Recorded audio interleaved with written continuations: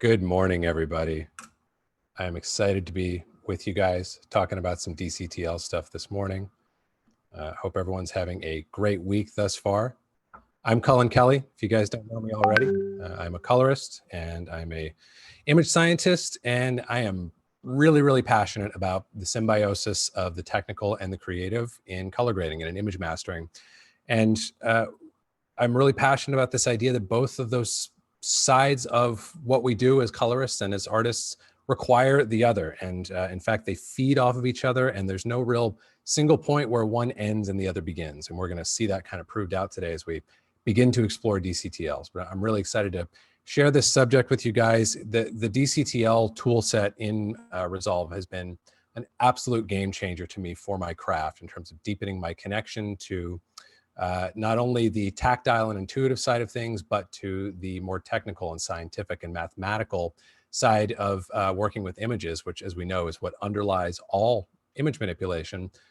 So I'm really excited to share this with you guys. It's something that has had a huge positive impact on my craft professionally and personally, and it's something that I'm always looking for an excuse to talk about. So thank you all for being here this morning. As I said, I'm Cullen. I'm joined today by Daria and Sherwin, who are going to be co-hosting with me and helping me make sure we get as many questions and things questions answered as possible, and kind of keeping us on track. So thanks to Daria and Sherwin for joining us. And I'm going to get right into stuff here, guys. We've got a lot of fun things to cover, and I'm really excited to get into this with you. So where to begin? We know who I am now. We know why I care about DCTLs. We know who's with us. And I just want to start by coming up with a really basic and really complete definition of DCTL, because that's one of the first areas where I think things can go off the rails and become more complicated for us. It would be really helpful for us as we're beginning to play around with creating DCTLs to understand what exactly DCTL is and what exactly it is not. So let's start by talking about those things. So what is a DCTL? So DCTL is loosely based on the color transform language, which is itself kind of a subset of the C programming language. It's a high-level programming language, meaning that it is fairly intelligible to like naked human eye, as opposed to like a low-level language. The lowest level would be like machine language, which is literally ones and zeros and is generally not written or read by humans. You write something in a higher level language and it gets cooked down into that machine language. So CTL and DCTL, both high-level languages. And basically DCTL exists to allow us to make one or more mathematical operations on our image data inside of a Resolve ecosystem. So that's kind of the basic functionality of things. Within that, DCTLs can be fully automatic, like a LUT is fully automatic in the sense that it's like, all right, you drop it on and it does a thing. You either like the thing or you don't like the thing, or maybe you dial back the intensity of the thing, but you don't have any control over the individual behaviors that might make up that thing. It's kind of an all or nothing proposition. So that's one form that DCTLs can take. DCTL can also have user adjustable parameters. So we can make it interactive in addition to being what I would call static in that former example. We can make a dynamic adjustment, such as adding, like, we're going to play around with an example in a minute where we're just going to recreate a lift slider inside of a DCTL that allows us to make the same kind of lift operation that we have the ability to make inside of our primaries and Resolve. So they can be interactive and have different user adjustable parameters. And we're going to talk about our kind of range of options within those user parameters in just a couple minutes. DCTL can also, a bit confusingly, refer to both the programming language, because as we now know, DCTL stands for DaVinci Color Transform Language, but it can also refer to programs authored in that language. So it can be kind of an informal noun for like, oh, I wrote a DCTL that does this, but you can also say, I wrote this in DCTL. Usually, the term gets thrown around more commonly as an object of like, oh, I made a DCTL, but just so we're kind of familiar with those two usages. And here's an example of a DCTL, and one that I mentioned a moment ago.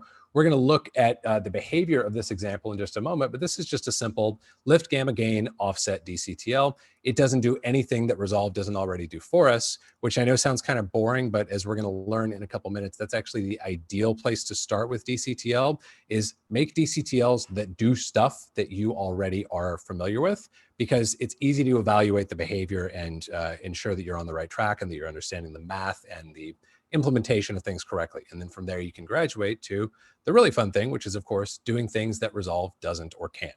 So this is a simple example of some DCTL code. And you can see, even without any of us having, for those of you who have a programming background, you might be able to make more sense of this. But even if you've never looked at or written a line of code in your life, you can make some kind of sense out of this code just by understanding, oh, this is a code that, or a DCTL rather, that's going to apply offset, lift, gamma, and gain. And it's going to, like allow the user to, like stipulate those parameters. You can make some kind of sense out of this. So that's like kind of what we mean when we say it's a high level programming language. Doesn't mean you could turn around and write this perfectly, but it's not like completely unintelligible computer garble either. So we've talked about what DCTL can do, and we, just to kind of recap what DCTL can do. DCTL is really confined to the continuous input, manipulation, and output of pixel data. It can have user adjustable parameters, as we said, or they can be static and have no user adjustable parameters. But that is what DCTL can do. It can manipulate pixel data and return pixel data, which contains the full definition of DCTL, but it's really worth calling out what that definition doesn't include, because this is one of the first things that can help us avoid trouble when we're setting out to, something that I want to equip all you guys to do by the end of today's session, of going like, okay, I would like to build a tool that does this, and I think DCTL might be the right fit. Where do I go from there? How do I start to think about the construction of that tool? What should be my sort of like organizational process or like setup process to begin doing that? One of the first things we want to do is figure out like, okay, can I do that with this? Because we can't do everything with DCTL. There's some limitations that, again, are cooked into that definition we just talked about, but I want to explicitly run through them. So what DCTL cannot do, namely, is output anything other than pixel data and pixel data back to Resolve. So it can't output metadata. And in fact, we're going to see how this can be a little tricky when we're developing, because a common thing when we're developing applications or plugins is we want to get some feedback from whatever state of the program that we're running is to say like, hey, just go ahead and like give me a verbose output of the contents of that variable at this point in my script, because I want to see if it's on the right track. That's a really normal thing when we're developing. It's actually something we can't do with DCTL. So that's kind of caveat number one. We can't spit out any kind of metadata or information about what we're doing. We can only spit out pixel data. This also means we can't write files. We can't output text, as I said. Has to happen in Resolve, and the output has to be pixel data. It cannot be text. And the second, like slightly more gray thing is, because of that definition we just explored with DCTL, that is doing a continuous manipulation of pixel data, there's a threshold of computational expense, we could call it if we wanted to be fancy, basically how heavy or fancy of an operation we're doing, where DCTL is going to start to flag in its performance. And there's an upper ceiling to that, where we can write a DCTL that is 100% valid, if you will, as in the parser will run the code. There's nothing technically wrong with the syntax of the code. But if it is computationally expensive enough, say, for example, a more complicated blurring operation, DCTL won't be able to keep up. And, like suffice it to say, it's entirely possible to have this valid DCTL that can freeze your system or cause performance issues. So that's kind of more of a gray area than that first bullet point. Really, the only caveat to that first bullet point is to go really crazy and find a way to reform your pixel data to spell out text. And I don't know if Mr. Paul Dorr is with us today, but that's one of the many things he's undertaken in his DCTL adventures that I'm kind of blown away by. And if you look at the code for that, it's really overwhelming. So that's why I say that we can't really output text unless you get super customized and end up writing, a couple hundred lines of code just to solve that problem. But that second bullet point is generally going to be more gray. We can't, there's a ceiling of computational expense that if we go past it, we're going to have problems. And let's talk now about the stuff we need to build a DCTL. And while we do that, let's have a sip of coffee. So we need DaVinci Resolve Studio. First of all, we can't do DCTL stuff with regular old Resolve. So we got to have a full license of Resolve Studio. We need a plain text editor. That's where we're actually going to write our code. I'm going to use Sublime Text today. We've included some links for you guys to download Sublime Text. So that would be kind of my recommendation, but any plain text editor will do. Don't use Word because that's not a plain text editor. Don't use a rich text editor, but any plain text editor will do. We need to have a basic grasp of image science and image math in order to actually have any bearing within DCTL. This is something that I figured out slowly over time working with DCTL. Is I knew the moment that the feature came out with Resolve, I was like, I want to do that. That looks awesome. I want to build DCTLs. I want to build tools. And a lot of what I thought was a learning gap or a knowledge gap of understanding the code was really a matter of needing to get a better grasp of image science. And that's still is a thing in my DCTL adventures today, where I'm like, wow, I'm feeling like, oh, I just haven't figured out the perfect code to write out here. But what I actually need to do is increase the resolution or the accuracy of my knowledge of image science, of the math that I'm trying to perform or the image science that I'm trying to implement. And it's also worth noting that, you know, like as part of that, we don't have to become image scientists and become super sophisticated with this stuff, but it is worth knowing at the outside of your adventures with DCTL, there's no way to do DCTL without math and basic image science. You got to be, you have to have an understanding of that stuff or be willing to learn. The next thing up is to have a clear concept of what you'd like to build. That's another area where I still get into trouble all the time, and I see a lot of new DCTL programmers, specifically programmers in general for that matter, getting into the difficulty of like, gosh, I just need to sit down and code and figure out why I don't have the right code in the right order. When a lot of the time it's like, well, how about in just plain English? Forget the language of DCTL or whatever language you're writing in. How about in just plain English, you very succinctly and completely describe to me what you are trying to do. But oftentimes you'll find that you can't do that as easily as you might expect. And that can be as much of an issue, sometimes much more of an issue than the actual code and implementation that you're using to make that concept come to life. And finally, when we're building DCTLs, this is more of kind of a soft requirement like the last few here, but we got to have a process-oriented mindset.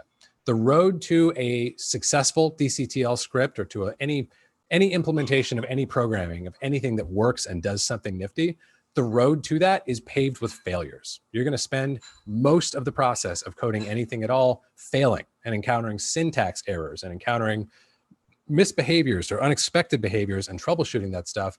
That's what the process looks like. And that process can actually be really, really pleasurable if we allow it to be. And if we don't get into this sort of false mindset that the process is the barrier to the thing that we're trying to get. The process is the whole thing. Like, and if we can have that mindset and enjoy the process, then we're going to enjoy what the majority of DCTL development is, which is coding and trial and error and figuring out why things aren't yet doing exactly what we want. So that's some broad stuff. I'm going to show you guys some examples in a second here, but I just want to ask Daria and Sherwin how we're doing questions-wise. Anything we should address before I go forward? Yes, we've already received a question about GPU acceleration. Is DCTL execution capable of it? Yes. So DCTL is GPU accelerated. That is like a part of the architecture. So yes, it is built into there. Now the only reason I know that definitively is because the way DCTLs are coded for different GPU languages can actually, like, you can have a DCTL that's valid, for example, for Metal and not for CUDA for another language. My sophistication in terms of understanding how tightly or fully GPU acceleration is being leveraged in DCTL kind of ends there. I don't know, other than that it is harnessing the GPU, I don't know exactly to what extent or how efficiently. Any other questions? And we've already got a few people interested in knowing where they can find resources to learn DCTL. Is there a full language manual available? You know, there is not. One thing that Daria and Sherwin will share with you guys is the Resolve developer folder, which, just to, you know, like quickly point you to, I have it in my like Finder doc here because that's how often I refer to it still. If I can make it pop up. Oh no, I'm getting my beach ball. This goes over here. Okay, there we go. So if I go to my developer folder here, this is the closest thing to like a authoritative manual. We have actually 2 documents in here now as of Resolve 17, DCTL documentation.md, which is a bit newer, and also the readme.txt, which is a bit older. They, for the most part, contain overlapping elements, but there are some individual pieces that are in one, but not the other document. So you can refer to those things as sort of like your authoritative text on the subject. I do that all the time. As I said, unfortunately, it is not going to tell you every corner of the language. And there are some things that you'll just have to try out or look at scripts from other folks and sort of like piece together like, oh, here's how I could do that type of thing. Hey, just to add on, speaking of other folks, Paul is now one of our panelists. So he's available to answer questions and drop in the chat or jump in also with his voice. Oh, amazing. Glad you're here, Paul. I don't want to put you on the spot if you weren't planning on speaking up, but fired up you're here. And if I get a real head scratcher, I might kick it over to you. All right. So let's look at some practical examples now that we've kind of gotten things out of the way in terms of like the basics of what DCTL is, what it is, and how it works, all that stuff. So I'm just going to look at a couple examples. You guys actually have all of these examples in your practice folder or the examples folder that I gave everyone a link to. And if you haven't had a chance to download that, now is a good time to do that as well, because we're going to start coding out of those examples in a little bit. But let's just walk through a couple of basic examples. So here's a static DCTL that's just giving me linear 18% gray. Doesn't care what input I give it. It's always going to output 18% gray. I have no control over what it does. I can either take it or leave it on its terms, and it's not going to care what input pixels I send to it. It's always going to output the same thing. I have a black, similar thing. Just going to output all black pixels no matter what. I've got a ramp, which I think is the code here and the code in your folder says courtesy of Paul. It's just a plain linear ramp from pure black to pure white. And let's look at some of the dynamic pieces over on the other side. And just before I move off of these things, guys, this might sound like silly, or these might seem like kind of dopey, useless tools. I actually use all 3 of these, like probably a couple times a week, at least, when I'm developing and working on like look development or developing other DCTLs, because it can actually be really handy to be like, all right, at whatever point in the chain I'm wanting to evaluate, for example, what does this DCTL that I'm building or this process that I'm playing with do to 18% gray? Let's compare the input to the output. It's really handy just to be able to drop 18% gray into the node graph. And similar, like if I want to look at a waveform of how a particular process is being, is influencing the 1D side of things, it's really helpful to have a ramp at the ready as well. So these things can actually be more useful than they might appear. But let's talk about some slightly more fun things now. Let's look at this lift gamma gain offset. By the way, I will kind of recap this stuff in a minute, but we're going to be working today on DCTLs that don't really care what images you're working on and don't really care what your color management is or what your image pipeline is. So we don't all need to worry about getting the exact same setup that I have. I gave you guys a couple links to like these synthetic charts and to this still life that you're welcome to pull into an empty practice project if you want to have something clean. And those would be perfectly sufficient to practice on.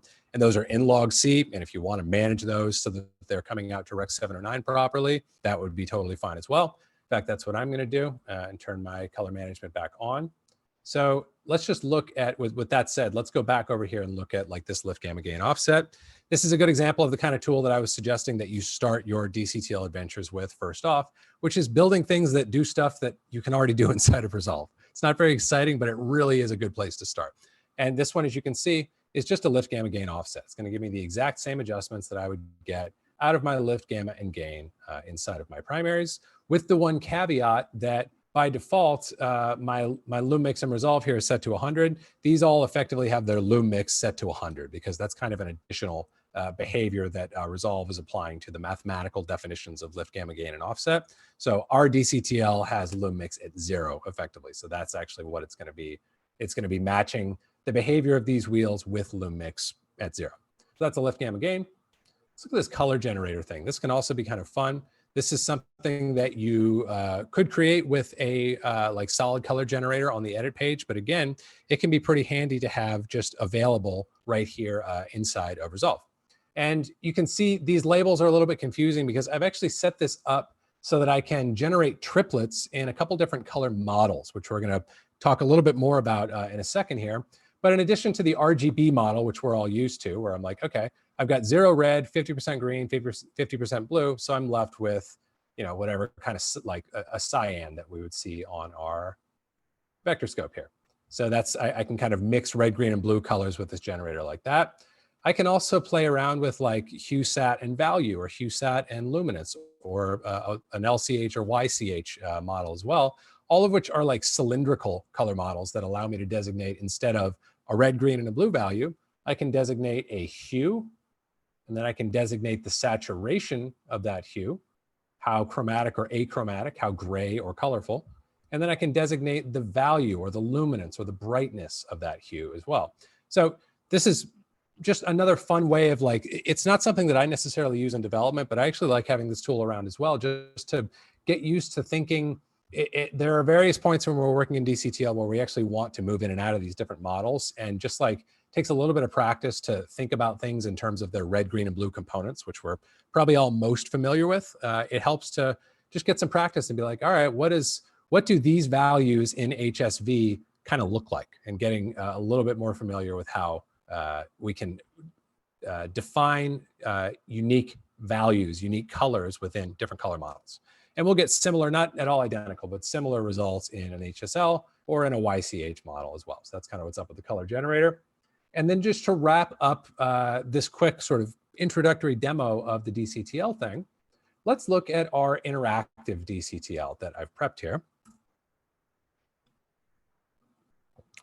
This is another DCTL that is not particularly useful. In fact, it's not useful at all because it doesn't do a thing.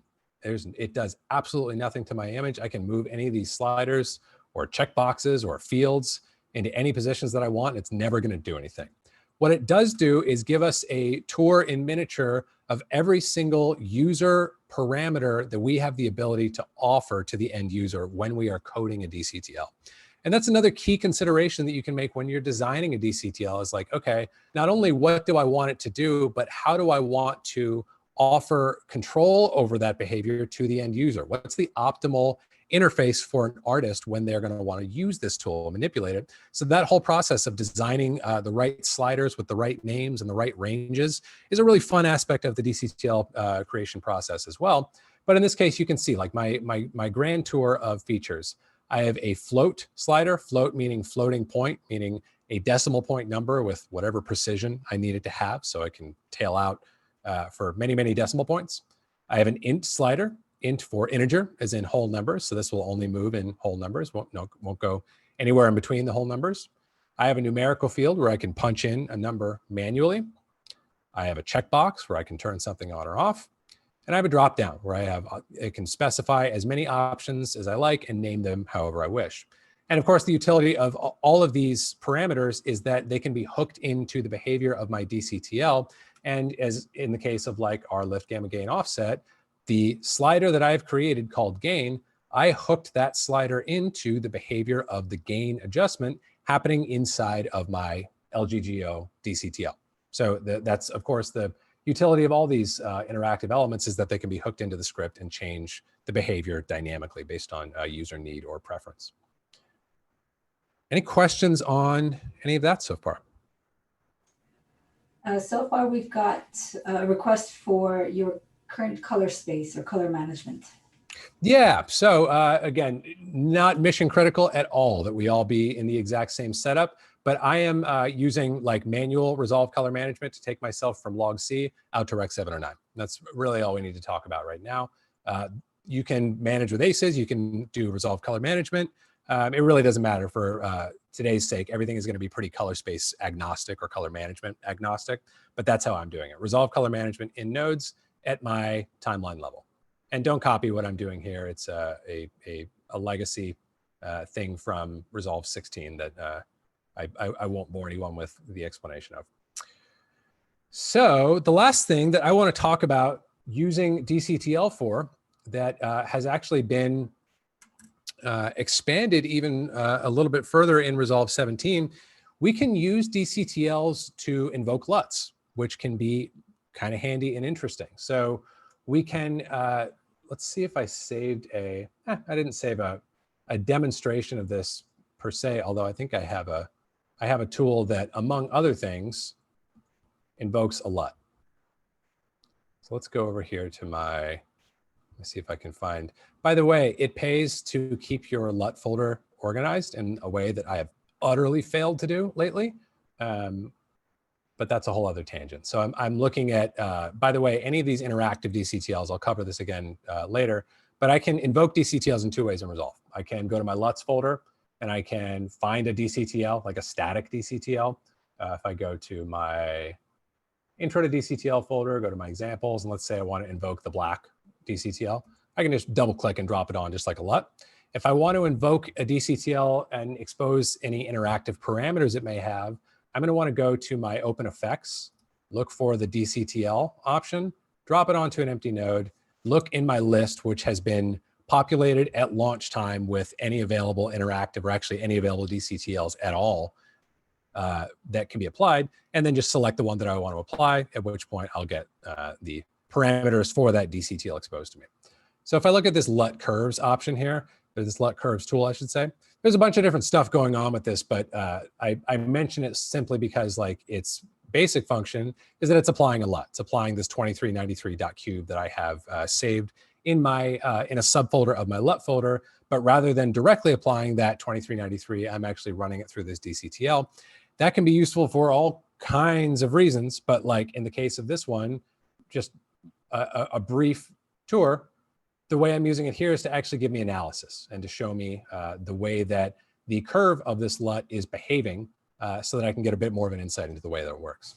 And by the way, this handy dandy waveform overlay, another courtesy of our friend Paul. So thanks for that excellent idea, Paul. But that's kind of one example of the way we can invoke LUTs. We can invoke LUTs in DCTL by pointing to them, by saying, hey, I want you to invoke this externally stored DCTL at this location. We can actually, as of Resolve 17, encode LUT data into our DCTL. So we can write all, however many 100,000 or like 50,000 entries that comprise our LUT. We can paste those into our DCTL and have it be a completely self-contained unit, which is again a really useful thing in particular workflows. So that's kind of the grand tour of a practical demonstration of some of the basic things that we can do with DCTLs.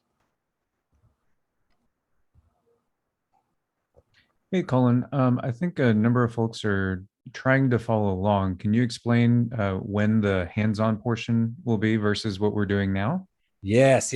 So we're going to get into that quite soon here. But so far, I apologize if I wasn't clear with that with you guys. Like, if you followed along with any of what I was just doing, you have a high five for me, because I definitely wasn't moving at a pace or with enough sufficient explanation to really give you a fair shot at that. We're going to get into actually coding and actually like debugging and like all the processes and steps that we need to undertake to actually make this work. So no need to follow along quite yet, although we're coming to that quite soon.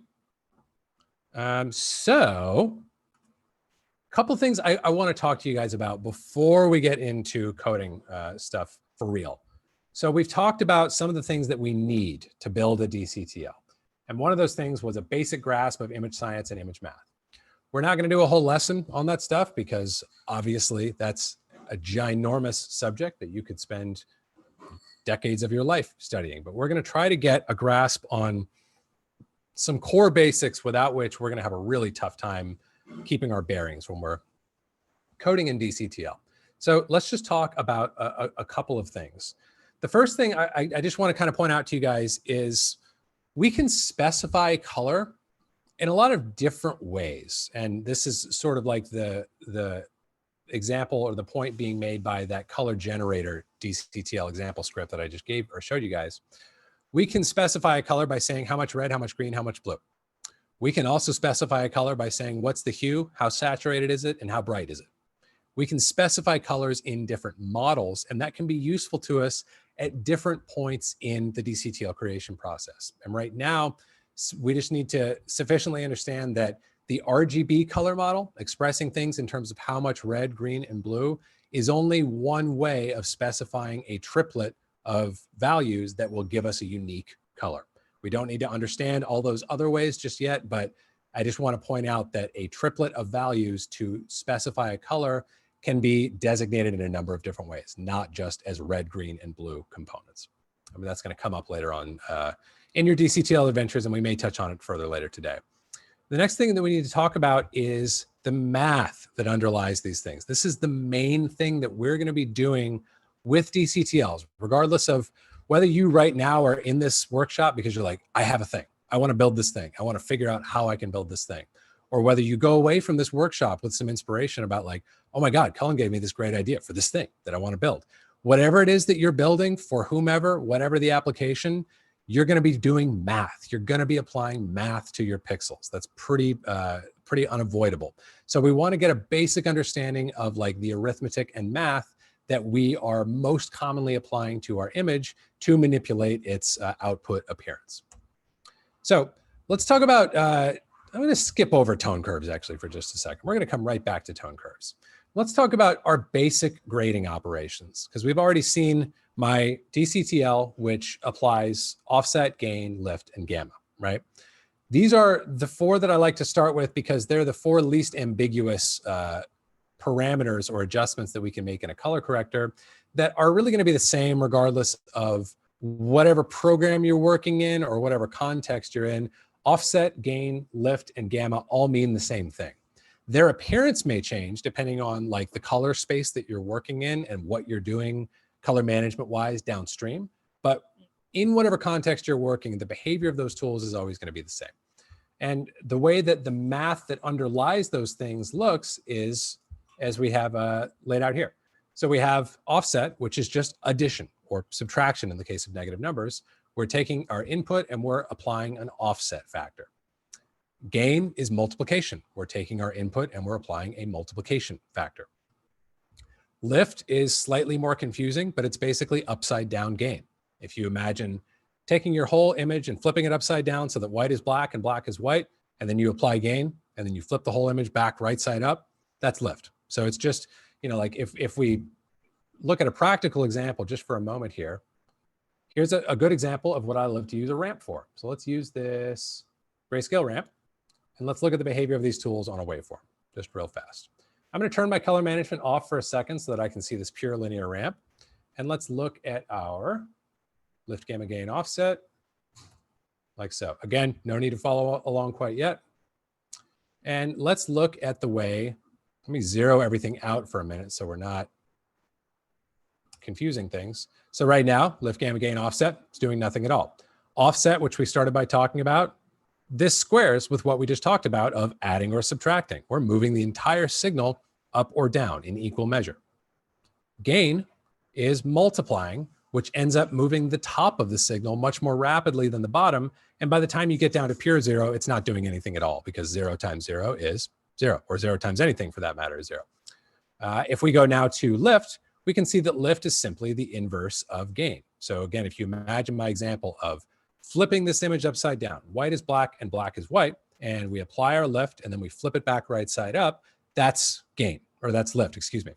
So lift is just is gain in upside down world. And then gamma, which we're going to look at the mathematical definition for in just a moment, is everything in between those things. We're just making our rainbow kind of up or down, and that's done with a power function. So we have as the final sort of like least subjective of these operations, we have gamma, which is input raised to the power of, in the case of resolve, 1 divided by your gamma factor. So if I had a gamma factor over here of a 1.4, I'm going my input value to the power of 1 divided by 1.486. Now, the fun thing is we don't need to memorize all of this stuff necessarily, but it is handy to get familiar with and to recognize that you're going to be applying a lot of offset, gain, and or lift and or gamma operations when you're writing DCTLs. These are kind of like the fundamental operations you're going to be performing again and again and again on your images. And lastly, I just want to point out the slightly more slippery nature of what we will generally call contrast, although you'll hear it referred to by different names in different software. Contrast is a subjective thing. Even though like gain is technically contrast, gain is contrast with a pivot of 0. So it has a very strict definition. And lift, same thing. Lift is contrast with a pivot of 1. contrast itself can be thought of in a bunch of different ways. And there's a link that I would love if Daria and Sherwin could share with the chat right now that gives a really good breakdown of the way that in the case of that article, it's breaking down what Nuke's contrast knob is doing when you dial it in or out. It's actually applying a gamma function. Because contrast is subjective, it's really just about how close or how far spread are your darkest and brightest portions of your image. There's subjective definition to be had with it. And that's something that we could do a whole course on. Is like, what are the different ways to introduce just tonal contrast into an image or to extract it? We can do it linear, we can do S-curve, we can do power functions, we can do gain functions, all kinds of different ways to think about that. But just for the sake of sort of grounding us in some sort of objective or like framework, if we look at Resolve's non-S-curve formula for contrast. So if my, back inside of Resolve, if in my project settings, if I go to my general options, I turn this S-curve for contrast option off, which is on by default. And if I then, let's disable this and just look at the behavior of my contrast knob on my waveform. This is linear contrast as Resolve's formula conceives of it. And Resolve's formula for contrast is input minus whatever your pivot is, multiplied by your contrast factor plus your pivot. So slightly fancier math, but it's the same basic ingredients that we've been looking at up here. It's basically offsets and gains in combination. And so like I said, that can have different definitions, different formulas. So it's mostly helpful for me to remember when I think about like, oh, I'm going to do a DCTL that in any way deals with contrast. I now know from practice and from having learned these things like, okay, well, that's great. What kind of contrast? What formula will you be using to implement that contrast? Instead of wondering as soon as I get started, like, why am I getting different results than I'm expecting? It's like, well, you haven't yet specified what type of contrast you'd like to implement. And lastly, we're not really going to be, as I said, talking much about color management today, but I also just want to point out that as anchor operations and as fixed mathematical operations, in the case of at least these first 4 parameters, these adjustments are always, always, always going to behave in exactly the same way. They're always going to behave the same way. It doesn't matter what color management you're in. It doesn't matter anything else that you're doing. They're always going to behave the same way. That's good news for us because it makes our life simple. Where the confusion comes in, however, is the state of the image at the point you make this manipulation and the manipulations that you are making downstream of that. In particular, the color management adjustments that you're making or manipulations will very much change the way those things feel. For anyone who hasn't tried it, the easiest example is to compare and contrast setting up like a proper color managed log workflow and applying offset inside of log versus applying offset in a gamma. They're going to feel completely different. Offset in a log tone curve is going to yield all kinds of like pleasing and broad results. Offset in a gamma curve, you're going to instantly or almost instantly start to get clipping on the top or bottom of your signal. So there's very much a context to how these tools feel and the results they net, but their behavior in terms of the math they are applying to your image is always, always, always exactly the same, which is good news for us because we want things to be simple. We don't need our lives to be any more complicated as we're learning the science and math that goes into DCTL. Hang tight 1 second. It looks like I'm getting my notifications are going crazy on my machine here. So let me see if I can turn those off.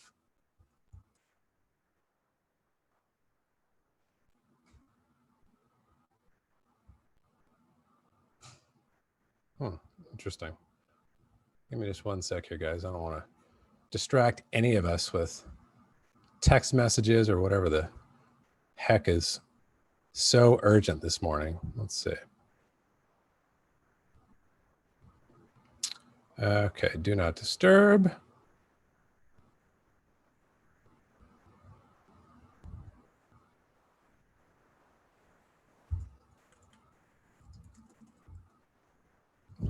I'm so embarrassed that like I'm supposed to have a real good grasp of the stuff I'm teaching you guys. I think I do, but apparently I have no clue how to use Mac OS.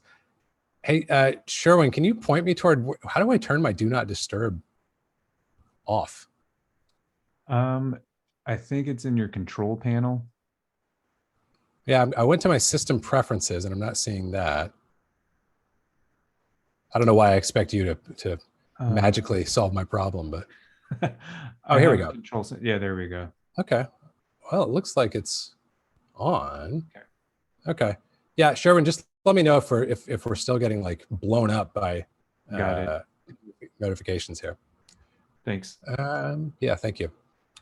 Okay. Let's keep on trucking here. So we've talked about some of this basic image science, and let's go ahead and circle back and just talk about tone curves. Again, I'm going to focus less today on color management, which tone curves play a very, very vital role in. So we have, to make a very complex subject quite simple, we have linear, log, and gamma tone curves. Linear tone curve, log tone curve, gamma tone curve refers to the relationship between input pixels and output value. So a linear tone curve is, like, for example, what a camera sensor sees before anything else happens to that signal. Like if you double the amount of light that's hitting that sensor, the camera perceives a double amount of light. Interestingly, if we look at our eyes have more of a log tone curve. So if you were to double the amount of light in this room right now, I would not perceive that as a doubling of light. I would perceive it on a logarithmic curve like you see here. And then we have gamma tone curves, which are a similar but a distinct shape from that. So that's kind of like, they play different roles in the color management process. Linear is good for capturing and for certain operations when we're grading. Log is like what a film negative sees. It's what our eyeballs see. And it's also good, of course, for the working color space for when we're grading by and large. And then gamma tone curves are generally what we're going to do when we encode to a display. So that's kind of like the color management component. But I want to mention tone curves because tone curves are one of the coolest things that we can author and exert control over when we're working with DCTLs, because tone curves can be defined by a LUT, like you might see these screenshots, I think are actually from Lattice, and they're from like LUTs that are basically just a bunch of sample points that say, hey, at this input value, the output should be that. And then there's another one here, here, here, here. And in this case, I think this is a 4,000 point LUT, so quite a few samples along the way. So that's one way that you can implement a tone curve, is just by having a bunch of discrete lookup values that are remapping input to output values, and you're interpolating in between those. That's cool. We can also apply tone curves, though, using pure math. And in fact, if we look at, can I kind of connect the dots here between our gamma tone curve that I'm looking at here and the gamma operation that we are looking at here, this is a gamma curve that I am now applying to my image. So this is like a very simple form of a gamma tone curve that I have going on here. And this is another thing that, thankfully we have color space transforms and Resolve color management and ACES transforms built into Resolve now. But manipulating tone curves, applying tone curves using like manufacturer provided formulas for, in the case of cameras, or like ACES tone curves or whatever the case may be, that can be a really, that's something that we will do a fair amount if we are doing any kind of operation in our DCTL that would benefit from being in a particular tone curve. So just to very quickly round out that tangent, if I pull up a DCTL here and I go to my, let's find my exposure DCTL, because that's a good example. Exposure is applying linear gain. So this DCTL wants to know the input tone curve because it's going to linearize it in order to do its job. And then it's going to turn it back into log C on the output side. So being able to move in between tone curves and color gamuts, for that matter, can be useful when we're in DCTL if we're doing more complex stuff. That's not something we have to do, but that's something that we can do if we're performing particular operations that would benefit from moving from one color gamut or tone curve to another. And I suppose since I mentioned it, I should also talk about the color gamut side of things as well. So the color gamut, to again make a very complex subject short, is how much color is contained in this particular volume. So like Rec 709 has a color gamut, and area-wide color gamut has a color gamut.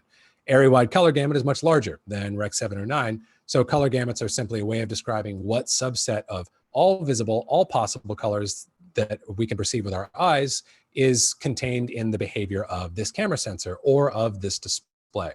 And that's another thing that we can have good reason to move between when we're working in DCTLs as we get more advanced. We're actually going to do one example of that as our very first example in just a moment here. We're going to move from a ARRI wide color gamut into ARRI's solution for more of the color gamut of a traditional film negative. So that'll be one example we can look at in just a moment. And let's get into it. Let's see here. How are we doing question-wise out there? Is everybody with me? Yeah, it seems like everyone's doing well. There's one question: any training books for DCTLs? No training books for DCTLs as of yet. This is a good place to start, and there's some resources out there, some new resources that you can poke around for and find, like some training things out there that are very new. But in terms of like, it sounds like the question I'm hearing is one that I've asked for years of like, just give me the manual. Like, that's my favorite thing. One of my favorite things about Resolve is the manual is an absolute work of art. And if I want to know the answer to a question, I can look it up. Unfortunately, a comprehensive stem to stern written publication on DCTL does not yet exist. So we kind of have to feel our way through it, but it's part of the fun. So if you guys are ready to dive in, let's make some stuff. I am going to set up right now my development environment. So let's go ahead and get our pieces together. So if you guys don't already have these things open, let's get Sublime Text open for one, because that's where we're going to be doing our coding.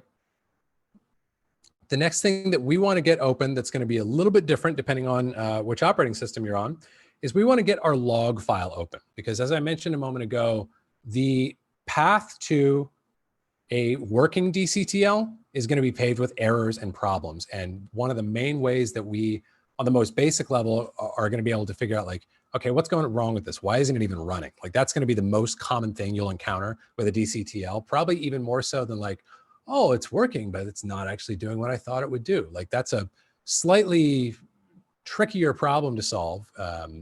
What's more common is you're going to run a DCTL and apply it and nothing will happen. And that's going to be because some kind of syntax error was encountered. To get any insight at all into what that syntax error might be, we need to have our log open. That's going to give us feedback as to where it's getting tripped up and give us a general clue as to what we might clean up. Now, I'll share with you guys, this is another of the kind of shortcomings of, or just, you know, like limitations of the DCTL system. It's a very simple language and it allows us to very quickly deploy stuff, and we don't have to compile or do a bunch of debugging or anything. Like we don't have to make something production ready per se, but we don't always get amazing insight from our log here as to what exactly is going wrong. We're more going to get clues rather than like, hey, it's this line number and it's this part of that line number. Sometimes we'll get more guidance than others, but it's rarely going to be a cut and dry, like, here it is, fix this, and then it will run. So to get our log open is going to vary slightly depending on whether you're on PC or Mac. So if you're on a Mac, it's going to be in this directory. And if you're on Windows, you'll need to navigate to your username subfolder of the C users folder, and then drill into all the subfolders you see listed here. And while you guys are getting that up, I'm going to give everybody a chance to make sure you've got those pulled up. The other challenge here is for us, for those of you guys who are using Windows, the resolve debug.txt file that you're going to be opening, that, you know, like whatever text editor it opens in is fine. The only drag is that unlike in Mac OS, where my console, which my log opens in by default, this is going to automatically update as stuff happens. So if I run a DCTL, it encounters an error and it can't actually run, it can't properly run it. I'm going to get live feedback in here. All I've got to do is tab back over and see what the problem is. In Windows, that's not the case. In Windows, that file is going to open in the state that it was in when you opened it. And if you want to see it update, unfortunately, you're going to need to close and reopen that file. The best solution that I'm aware of for this, although I haven't used it extensively myself because I'm on Mac OS, there's a program called Notepad++, which allows for what they call tailing of these files. So you'll be getting that live update as opposed to having to close and refresh every time, which you'll find out pretty quickly is a major drag, because as we said, we're going to be encountering error upon error in the process of making working stuff. So I'd recommend looking into a solution like that if you have to do your development on Windows. If you have a Mac machine, it might be worth just doing, if nothing else, your DCTL development on a Mac machine just for that console, that turnkey tailing behavior that is so beneficial when we're building stuff out. So hopefully we've all had a chance to get our Sublime text open, to get our log handy, because we're going to be referring to that straight away. And we're getting so close to putting pen to page and starting to code. But now that we are inside of our first Sublime text script here, we need to talk a little bit about kind of the architecture of a DCTL. So you guys will actually see in your examples folder, you don't need to open your examples folder at the moment. We're actually going to be building everything we do together. I want to build from scratch with you guys. You do have copies of every exercise we're going to go through together. You have working copies of those in the folder that I provided for you to download. So if you get behind while we're working today, or you want to go back and see a working version later on, you have those. But the best thing you could do for yourself today is to actually try to follow along and code things up by hand. So I'm going to go for the moment into that examples folder, not because I need you guys to go in there, but because I want to show you a couple of examples within here that are going to be useful for you going forward. The first one is this template.dctl. I'm going to open this up. And this template DCTL contains the bare minimum ingredients. You're looking at the world's simplest DCTL right here. I cannot lose a single, I guess I could lose a single line of this code. I really can't lose any of this code and have it still run at all. This DCTL doesn't do anything right now, but it sort of represents the bare minimum of the most simple form of DCTL that we can create. And I want to start by talking to you guys about functions, okay? Functions are, when I was learning to program as a kid in really dinosaur programming languages, the more common term for functions was subroutines, which I always kind of liked because it was more like descriptive to me. So subroutines could be something like if I'm going to write a program of what I do when I wake up in the morning to get ready for my day, my program might be comprised of a couple of subroutines that include taking a shower, picking out my clothes, making my coffee, making my breakfast. You get the idea. Like each of those are a repeatable set of instructions. And that's all a function is. And in DCTL, we can have a number of functions, or we can have only one function, but we can't have zero. We have to have at least one function. And that base foundational function is not up to us in terms of the way it's set up and the way it's named. That base function needs to take one of three forms. And you can see the first of those three forms right here. So it's basically setting up what this function is going to do. Device is just a convention of the language saying like this is a function. Float3 is saying I'm going to return a array, meaning a collection of variables of 3 floating point numerals. In this case, that means our red, green, and blue channel, which as we discussed is kind of the default color model for things. And then the rest of these arguments here are the way that we are inputting the data from Resolve that we are going to use to generate our output. So PR is our red channel, PG is our green channel, PB is our blue channel, P width is the width of our canvas, P height is the height of our canvas, and PX and PY are the actual position within that canvas of whatever pixel we are evaluating at this moment. And that's, as we said in our initial definition of DCTL, we're performing continuous pixel by pixel manipulation of our image. So at any point, the DCTL is only processing a single pixel. So as a result, at any point, we can audit that variable of position X and position Y to understand which pixel that is, if that's useful to us. So that's our template function there. And I actually lied to you guys. If you want, you can go ahead and open this up and we can cheat a little bit. This is something that you'll probably end up doing going forward. I'll be honest with you. I've written hundreds of DCTLs. And if you like put a gun to my head, maybe I could from memory jot out all this gobbledygook. It's not important to me to memorize it. So I never really have. I just have a template like I gave you guys and I save it as a new DCTL and start working. That way I can start playing around with math instead of like wait, how many arguments and in what order and what do they need to be named? Because this stuff is all very rigid. This is not up to me. And if I bump a single character of any of this stuff, the DCTL won't run. So we could either save this as, or in my case, I'm actually just going to copy and paste. So I'm going to do a Command A, Command C, and I'm going to go to this untitled blank DCTL or document that I've made in Sublime Text, and I'm going to paste it like so.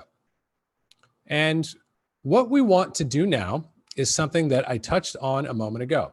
I want to use this as my framework, and I'm actually going to delete all of my inner contents of this function right now because I'm going to write my own function.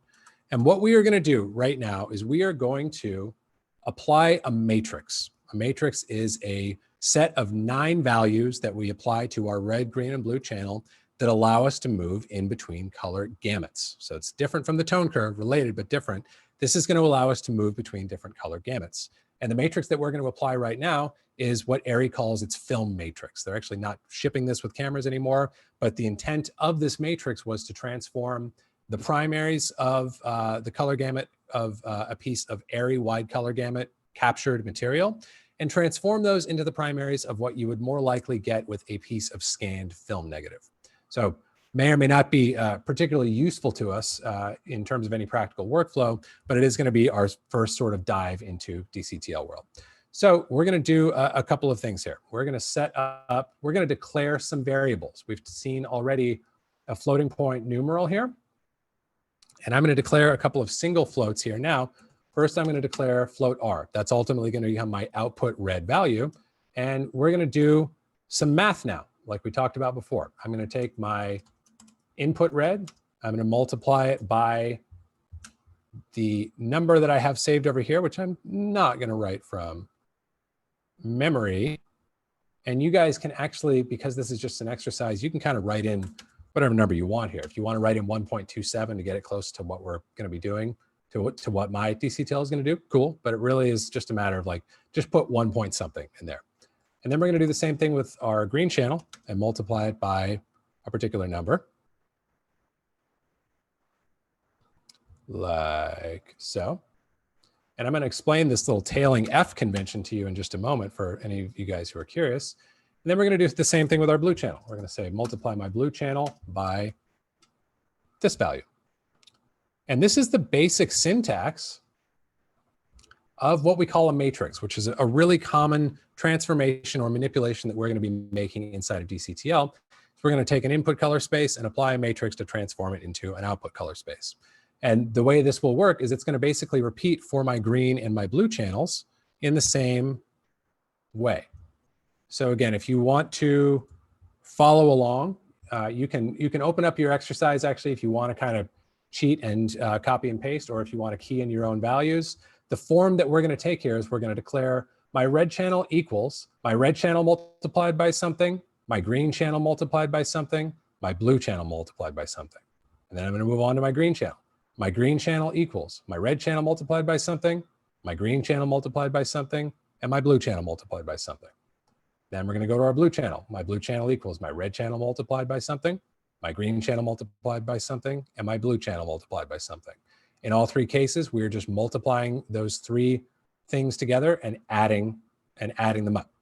So that's like the basic form of a 3x3 matrix. 3x3, because we have 3 input, we have a total of 9 values here. 3 values, 3 values, 3 values.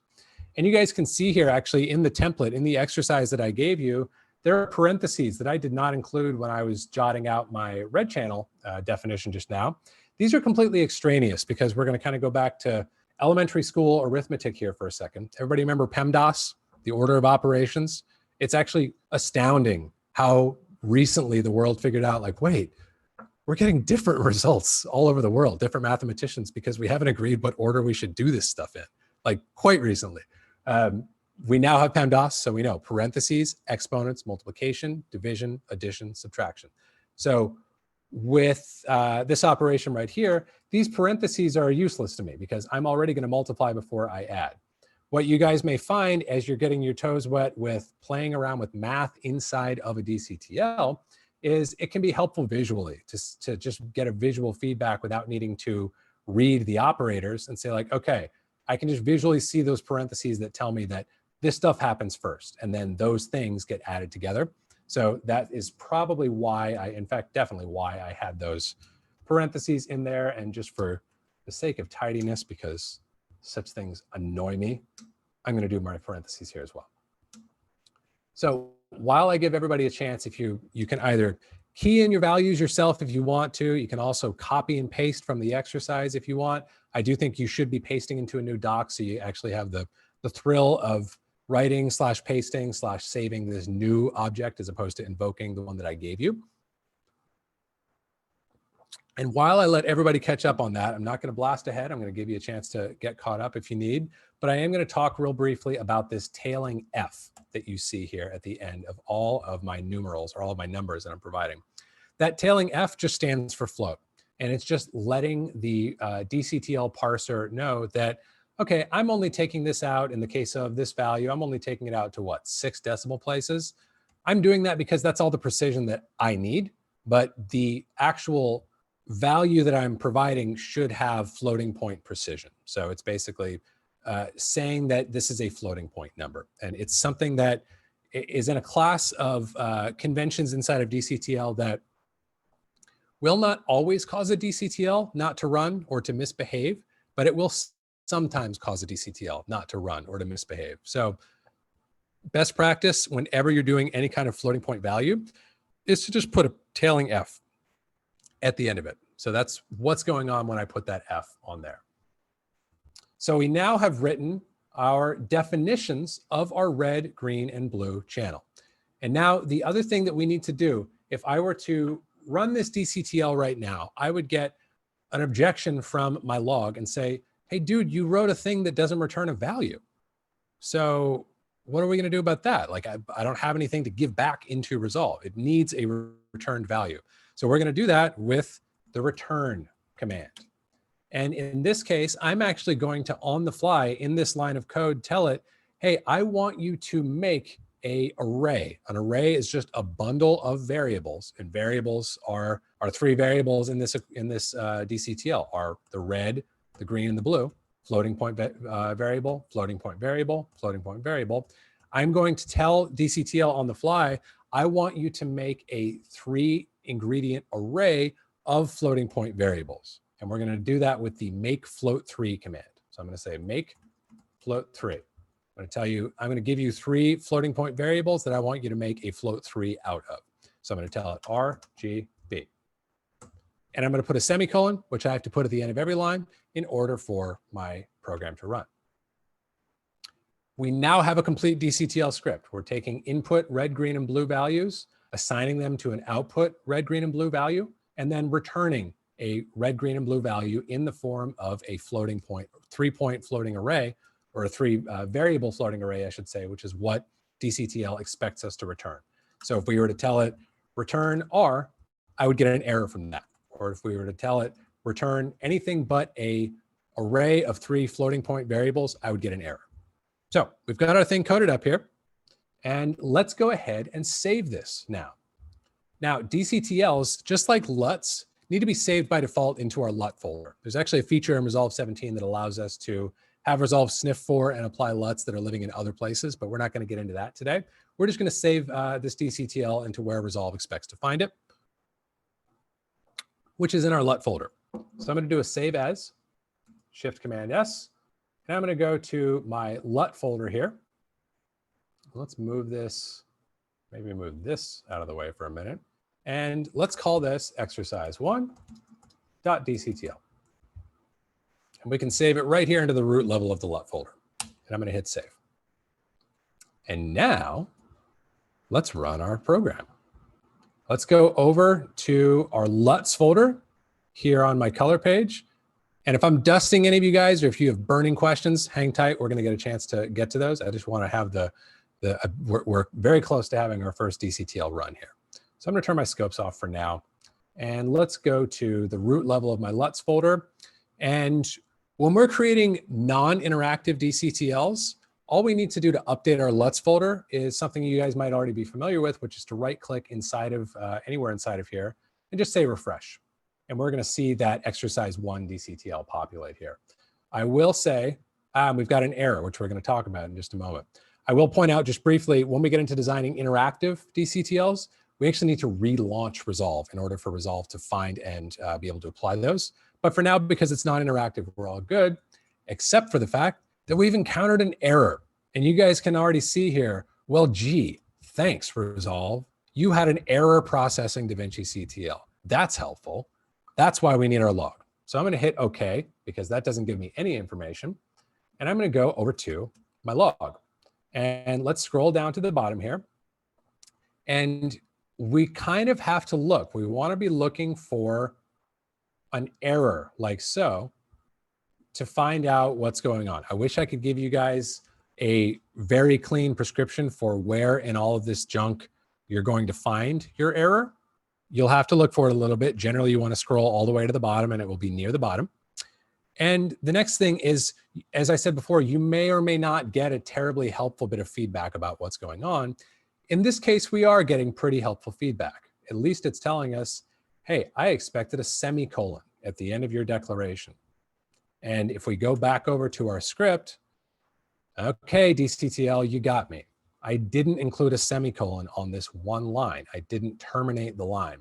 And I intentionally put this error in here for you guys because I want you to see, like, one character is enough to cause errors. So this tells us a couple things. First of all, our wisdom, as we've already observed, DCTL is going to be, the road to a good DCTL is going to be paved with errors all the way throughout. Secondly, we want to work in small chunks because I would much rather look for the line I forgot to put a semicolon on in a group of 3 than in a group of 50. So this tells me that I want to build as modular as possible in DCTL. And this is another part of what you guys can do your homework on when you're coming up with a concept and starting to think about building your DCTLs, is going like, okay, what are the modules I can break this into? Like if I want to make a lift gamma gain offset interactive DCTL, I'm going to start by making a static DCTL that only applies lift. And then once that runs, I'll add gamma and I'll add gain, et cetera, et cetera. But I will do those in as discrete of small modules as possible so that my debugging is made easier, because let's be honest, like this is not the ideal, this doesn't make it easy as pie. Like in an ideal world, we could hit run and it would highlight the line of code where it's getting tripped up. We don't have it quite that good, so we need to work in smaller chunks as a result. So let's tap our semicolon there. I'm going to hit save, go back over to Resolve. And here's the dance that we need to do when we change a DCTL. I'm going to right click once again, say refresh. And now if we go to exercise 1 and we double click on it, now we have a DCTL that is applying.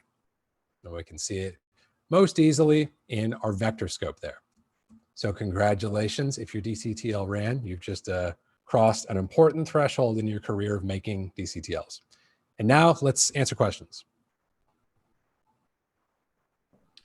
Yeah, there is one question. Is Sublime updating from the errors live? So I'm assuming it's looking at the log text. Yeah, Sublime text, when I hit save, it updates that file. And then when I go back to Resolve and I hit refresh, it re-indexes that file. And then when I invoke that DCTL, it tries again to apply it. So if I fixed the problem, the DCTL will now run.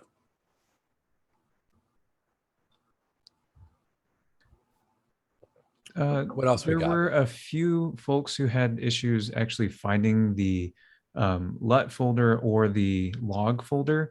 For the log folder, I think an easy way for Mac is click on your Mac HD system drive and then go into the library there. Yes, absolutely. Another good trick for Mac, let's see here. You can hit there's a shortcut within your Finder. Or actually even better than the shortcut, if you hit go and then go to folder, you can then actually key in that exact file path that I was just looking at. You can even copy and paste it from the chat if we have it in there. And then LUT folder wise, if we go to the easiest way to pull up your LUT folder, go to your project settings, file, project settings, go to your color management right here. And then down here under lookup tables, go to Open LUT folder. And if you're wanting to save from Sublime Text, probably the easiest thing to do is what I have here, which is to save your LUT folder as a favorite. So if I go like up one level, let's see here, you might, maybe the better thing to do just once so that you can get to kind of the enclosing folder is to do that. Go to Library, Application. Here it is, Library, Application Support, Blackmagic Design, DaVinci Resolve. And then if you find your LUT folder here and just drag it into your Finder, you can kind of have it as a shortcut. And that way, when you're in like Sublime Text, for example, you just tap that folder and you can save it in there. There are some questions about LUTs and DCTLs. Are these LUTs? What's the difference? Very good example. They are LUTs in the broadest possible conceptual sense, in that it's a thing that does some things and then it gives you back a thing. That's the extent to which these are LUTs.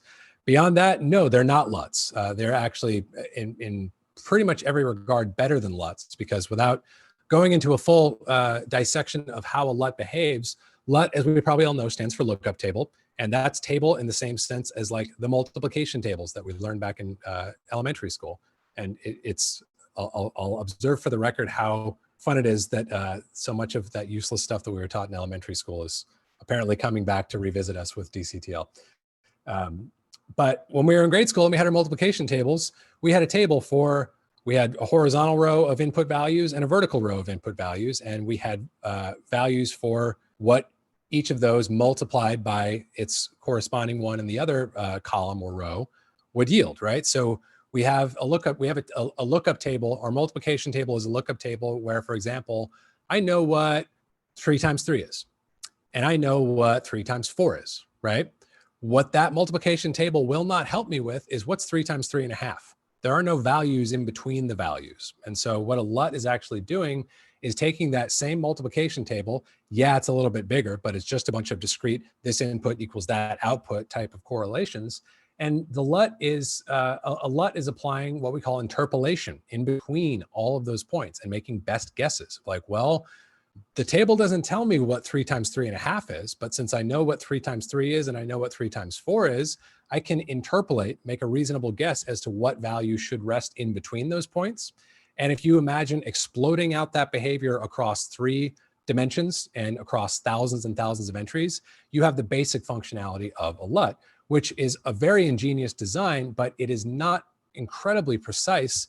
And what's more, there are other values, like if we look at the multiplication table example again, our multiplication tables probably began at 1 times 1, right? So if I wanted to know what -1 times 1 is, there's no information there. And more than that, because it's not in between 2 known data points, it's just clipped. Like, so our LUT, the lowest value that it starts at and the highest value that it goes to, anything above or below that is going to get clipped out completely. So those are some of the kind of like downsides of a LUT implementation, or some of the characteristics, none of which are true with the DCTL. Because if we look at like the exercise that we've just coded up here, we don't care what the input value is. You can be -1, you can be -10,000, you can be 10 million. And I'm going to take you and I'm going to multiply you by 1.27. And then I'm going to take the green channel, whatever the heck it is, and multiply that by this, and then the blue channel, so on and so forth. You get the idea. We're applying what's called floating point math to every single pixel, regardless of its initial value. So it's more precise and a bit more dynamic, I would say, than a LUT.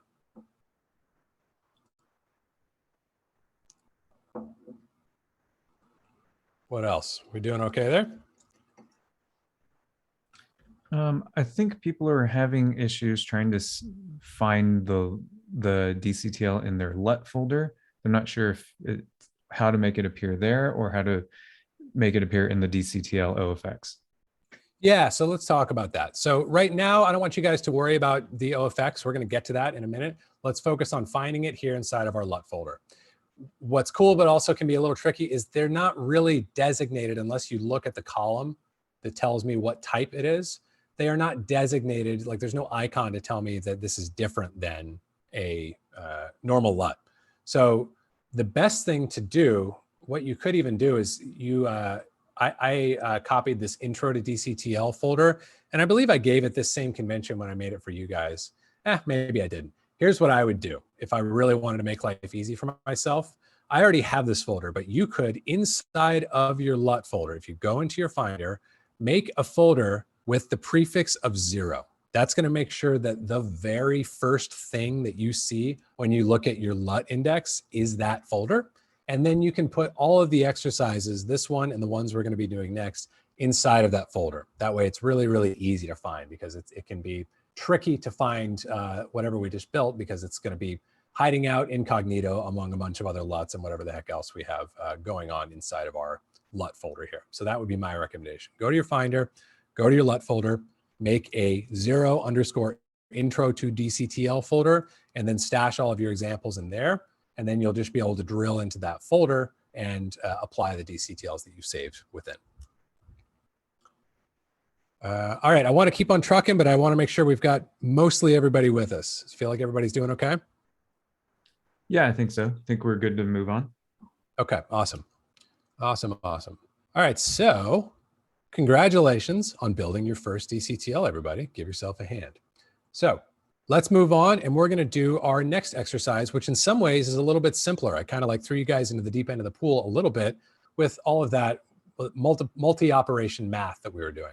So I'm going to go once again to Sublime Text. I'm going to make a new file, and let's do things slightly differently this time. Let's actually just up front save our DCTL to the proper folder. I'm going to go to File, Save As, or Shift-Command-S. And I'm going to do the advice that I just gave to you guys to make things easy. I'm going to put this inside of my 0 intro to DCTL folder. And I'm going to call this exercise2.dctl. We didn't explicitly talk about that before. That extension matters. That's how Resolve knows to attempt to parse the code as a DCTL. So that's number 2. And we could, once again, go to our template, or we could go back to exercise 1 and just steal our sort of like baseline function argument from there by hitting Command A, Command C, or Edit Select All, Edit Copy, and then going back to exercise 2 and pasting that in.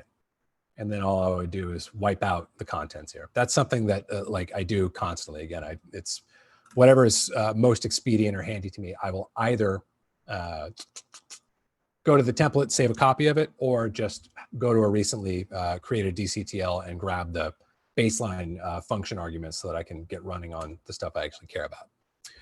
So we are now going to do a slightly different operation. A moment ago, we applied a color space transform, a gamut transform, which is pretty cool.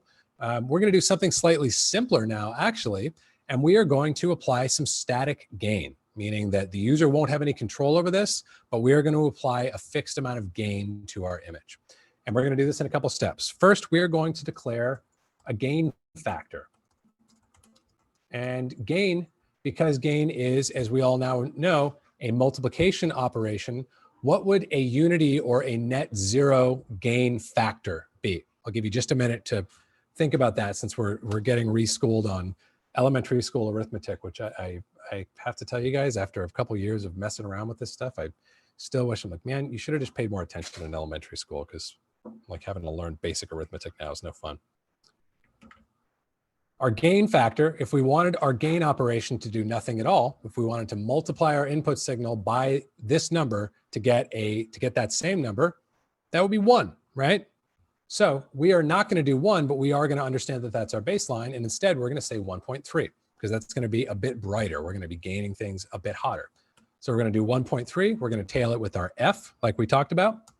And we are once again going to have the same basic structure that we had here in exercise 1 of defining a red, green, and blue channel, and then making these into an array of floating point values. So first, we're going to define our, let's see here. We're going to define our R, and we're going to say it is PR, which is my input red, multiplied by my gain factor, because we know that gain is a multiplication operation. And then we're just going to do the same exact thing for our green and our blue channels. PG times our gain factor. And then we're going to say B equals PB times my gain factor. And I'm actually going to remove, I'm going to remove these floating point arguments for a minute, because you guys might already know what I'm up to, but I've got a reason for leaving those out for now that we'll see in a moment. And then we're going to return the exact same thing that we did in this script. We are going to tell it, return a array of 3 floating point variables comprised of the red, green, and the blue channels. And let's once again save this. And it's now saved into our 0 intro to DCTL folder. And I'm going to go back over to Resolve. And I'm going to refresh. And I'm going to get rid of this first adjustment that I made because I don't need it. Let me go ahead and turn my output transform here just because who likes to look at a log image? And I'm going to apply exercise 2 here. And I got nothing. And I got an error. Let's see what's going on. Let's go over here to the log. And since I was last here, stuff has happened, stuff is updated. So I'm going to need to scroll down. And let's look at the compilation failed errors that I'm getting right here. I wish I could make this a little bigger for you guys. You can at least see if I maybe zoom in here. So it's saying error, use of undeclared identifier R. So anybody have guesses to themselves as to what I forgot to do? I led the witness a little bit because I actually started fixing my mistake just out of habit when I was coding this. And I realized, oh wait, no, I actually wanted to encounter this very common error of failing to declare variables. So that's what happened. I said R and G and B equal this, but I didn't tell DCTL, well, what the heck is R? What the heck is G? What the heck is B? Is that an int? Is that a character? There's these different types of variables that we can have in DCTL. Far and away, the most common variable that we're going to be using when we work in DCTL is a floating point value, but we still need to declare it. So the error that I've encountered is it doesn't know what these values are that I've declared.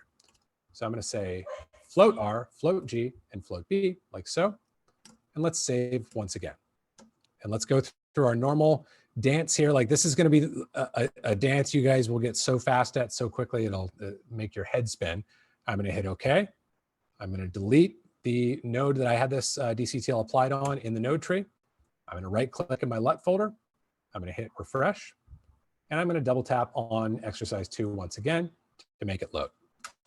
Congratulations. You just built your first static gain applying DCTL.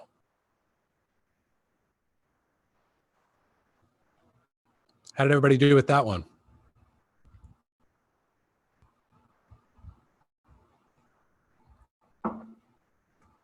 We're seeing some folks that said it worked. Yes.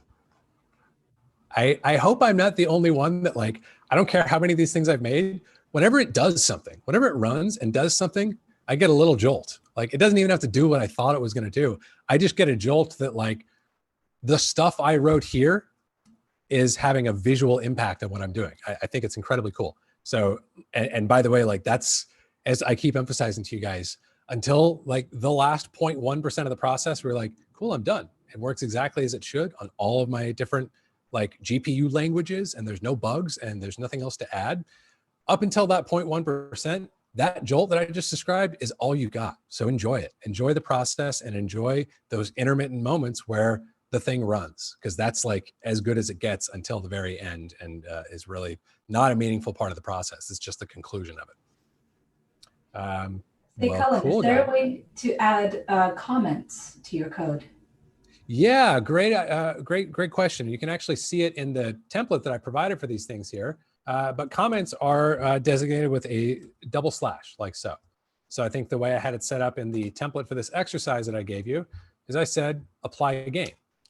And I could even do like on individual lines of code if I wanted. I could say, apply gain factor to red channel if I wanted to get really explicit there. I'm really glad that question came up, because that's definitely part of good housekeeping. The moment you get any more complex than the stuff that we're going to be doing today, you really want to be commenting your code.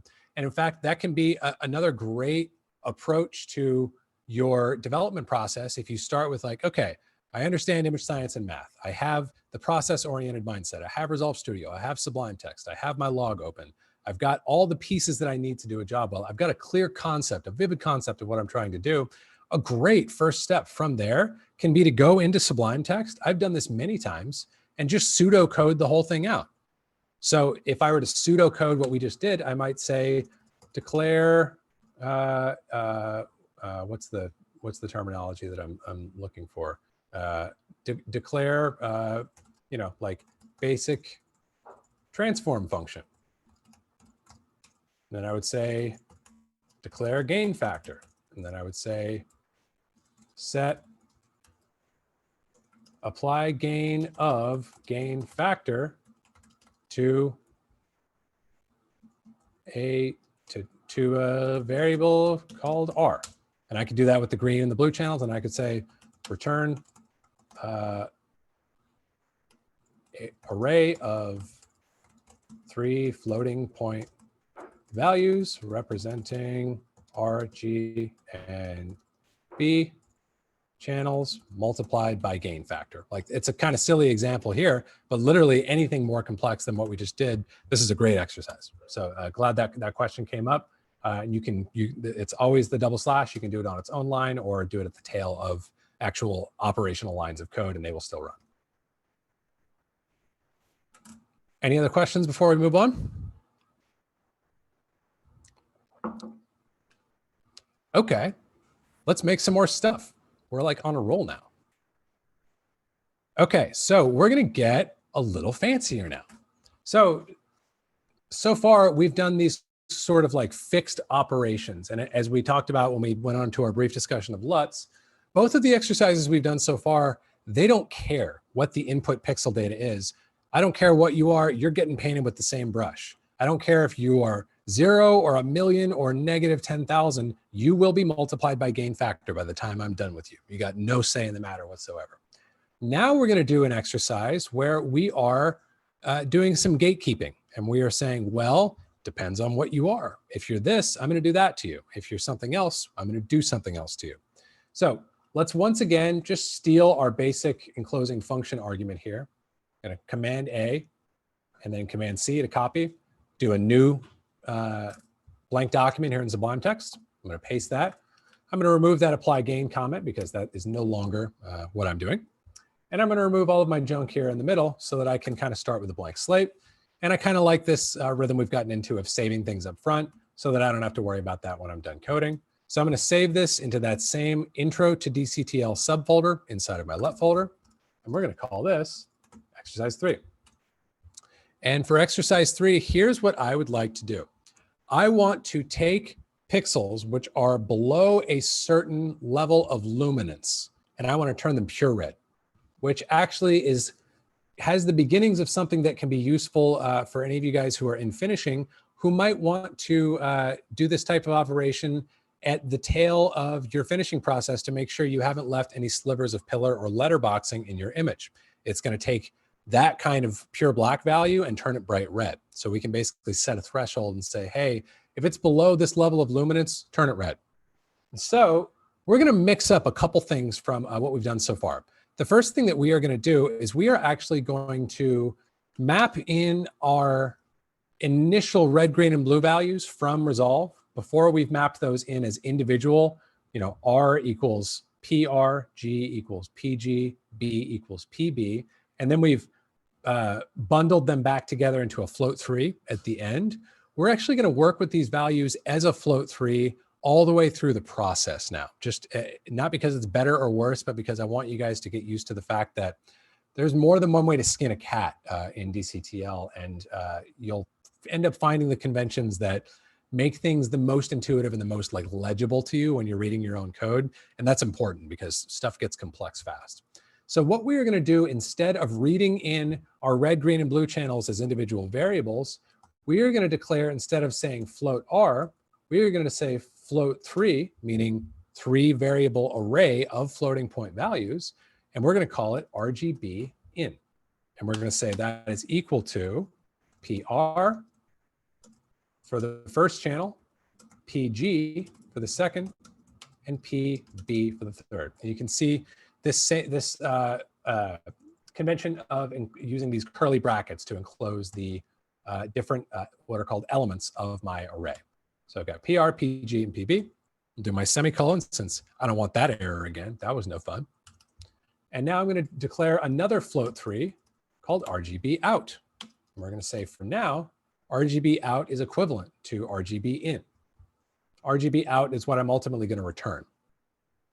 And now we're going to get fancy. We're going to do some conditionals. We're going to do some gatekeeping. We're going to say, if you are this, this will happen to you. If you are something else, that will happen to you.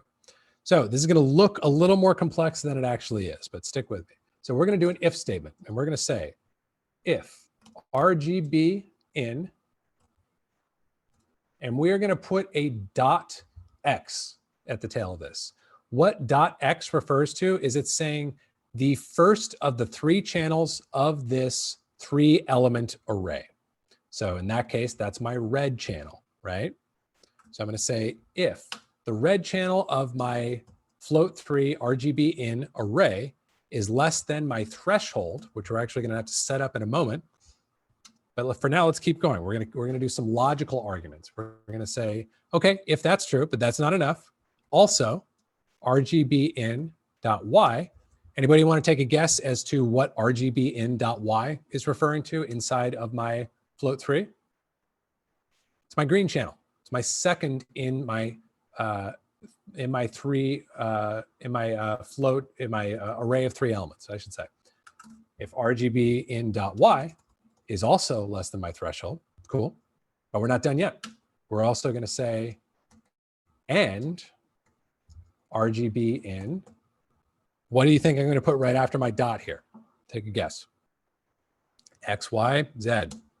RGB in dot Z, which we can probably now all guess, is correlating to my blue channel, or to the 3rd element in my 3-element array. That also must be less than my threshold to meet my criteria, which are all going to be enclosed in this parentheses. And now I'm going to enclose some specific instructions for values which meet this criteria. But first, I need to do something that I forgot to do right up above this if statement, and that's to declare my threshold. So it's important to note, with very, very rare exception, when we're working in DCTL, everything is working on a normalized 0 to 1 range. So 0.1 is near black. So if I say my threshold is 0.1, and I put my F, my trailing floating point designator there, that means that if the following condition is met, if my red channel is less than 0.1, and if my green channel is less than 0.1, and if my blue channel is less than 0.1, I got some special instructions for you. That's what we are doing so far with this DCTL. Now we are going, if that condition is met, we're going to redefine RGB out. We're going to say RGB out no longer equals RGB in. We're going to redefine it. We're going to say it equals make float 3, which is a command that we've used in our first 2 exercises. And the 3 values in that float 3 are going to be 1.f, 0.f, and 0.f.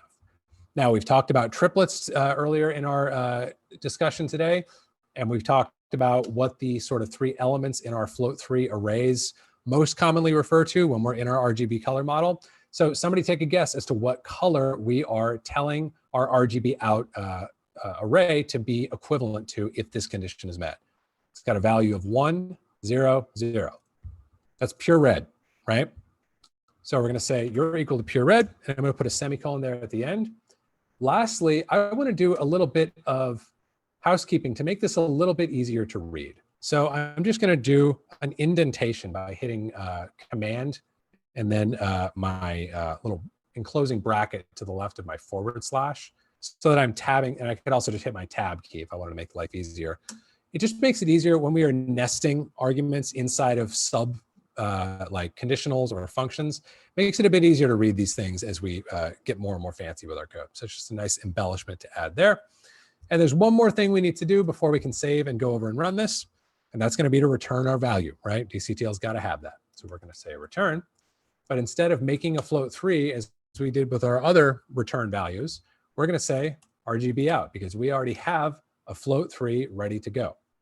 And if we think through the logic of this program for a moment, we've basically said, okay, if our red channel and our green channel and our blue channel fall below this threshold, that means that our RGB out is not going to be equal to our RGB in, but rather it will become pure red. Everything else, meanwhile, is going to be defined only by this designation up here, and the image will pass through untouched. So it's a gatekeeper function. So I'm going to save that. Let's go over to resolve. I'm going to reset all grades and nodes. I'm going to refresh my directory here. And let's double click exercise 3. You guys can now see any pixels which fall below my threshold have been turned red. And when we combine this with what we're going to do next, this can actually potentially be kind of a useful tool to us. How are we doing out there? Everyone's keeping up? Yeah, there was one question, wondering why the array elements are not referenced numerically, why you're using X, Y, and Z in the code. Good question. This is not something that I've recently checked on, but as of Resolve 16, it seemed that for, I can't remember which language is which. Basically, one of the GPU languages didn't like the numerical designations. It preferred the XYZ designations. So in order to get my DCTLs to run stably across all the GPU languages, XYZ seemed to be the best way to get all of them to accommodate. Okay, everybody good? Yes, Colin, can you switch over to your code for a second? Just so Yeah. people can see what you have. Thank you. Mm-hmm. Yeah, so I'll let you guys look at that for just a moment while I talk to you about what I would like to do next. I want to take what we've just done and push it a little further. So let's again, start to touch solid ground and contemplate tools that might actually have practical utility. So there's one additional modification that I could make to this tool to actually make it useful in that context that I mentioned a moment ago of finishers who are wanting to double check that they don't have little slivers of pillar or letterboxing on any of their frames.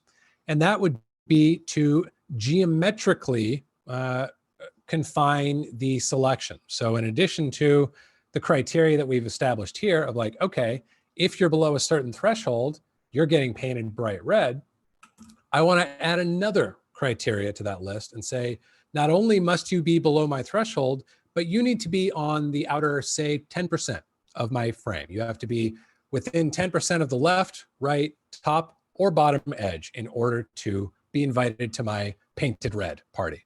If you're not in there, if you're below 0.1, but you're inside of that 10% margin on any side, I don't care about you because the likelihood that I have accidentally left more of a pillar or letterbox beyond that is basically nil because that's easy for me to spot with my eye.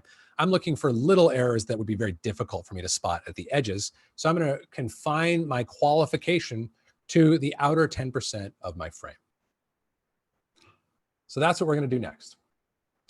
So let's once again, I'm going to select all here. I'm going to do a new document. I'm going to paste everything. I'm going to go ahead and wipe out my code, even though I might be rewriting some of it. It's another thing that you guys may find useful, if you're modifying or adjusting or upgrading code. Even if you're going to be reusing some of the same things, I sometimes find it easier just to start mentally with a blank slate. So that's what I'm going to be doing today. And once again, I'm going to save as kind of on the front end. We'll call this exercise 4.dctl. Let's save. And now we're ready to do our qualification both for pixel value and for geometrical value.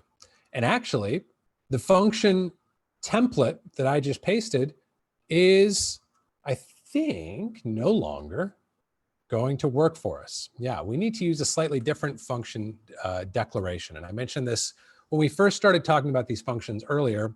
There are different, there are a couple of different template functions that we can use to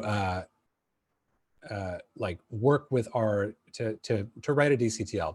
And for this one, we need to use one that's going to allow us to interact with the geometry of the incoming pixel data in a way that we can't with that first function. So we are going to use a slightly different template declaration, which you can find if we go to our Intro to DCTL examples folder. We've been working basically out of template.dctl so far. We're now going to be working out of template texture. And so you can go ahead and open this. I'm going to just do this guy, drag it over to my Sublime text. And let me pull it up over here so we can all see it. So you guys can see it's just a slightly different formatting. It's inputting a slightly different set of values into via the transform right here. So if I copy and paste this, this is a better template for me to start with for exercise 4.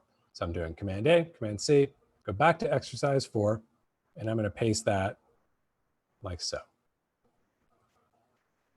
Okay, so we've got something slightly different going on here now. We are reading in our red, green, and blue values at a specific pixel for all 3 channels. That's what I'm doing when I define my R, G, and B in this way. I'm saying R equals the value of my input R channel, but we're also getting it at a particular X and Y location. And we're going to need this because we want to work with geometry in this DCTL. So this will make a little more sense as we get the script built. Just stick with me. So we've got our input red, green, and blue set up. I'm going to declare a float3 for our RGB output, like so. I'm going to declare a threshold, like I did before. And by the way, you could, of course, set that number wherever you want. You could say anything below 0.5, or it has to be below 0.05, whatever you want to do. We're going to keep it at this for now. And we are once again going to do another conditional. But basically, if we think about things conceptually, we are going to nest that first conditional that we made inside of what I would call kind of an outer gatekeeper that says, well, first, let's just see if you're in the outer 10% of the frame. Because if you're not in the outer 10% of the frame, I don't care what your value is. So our first gatekeeper, our first check is, are you in the outer 10% of the frame? So here's what that evaluation is going to look like.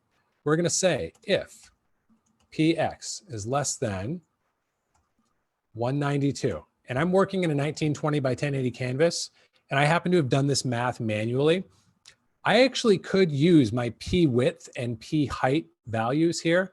If I wanted, instead of 1920, I could say P width times 0.1F.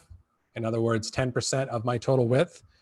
I have found in some cases that the width and height arguments or the width and height variables, I should say, and working with them live can lead to unexpected results.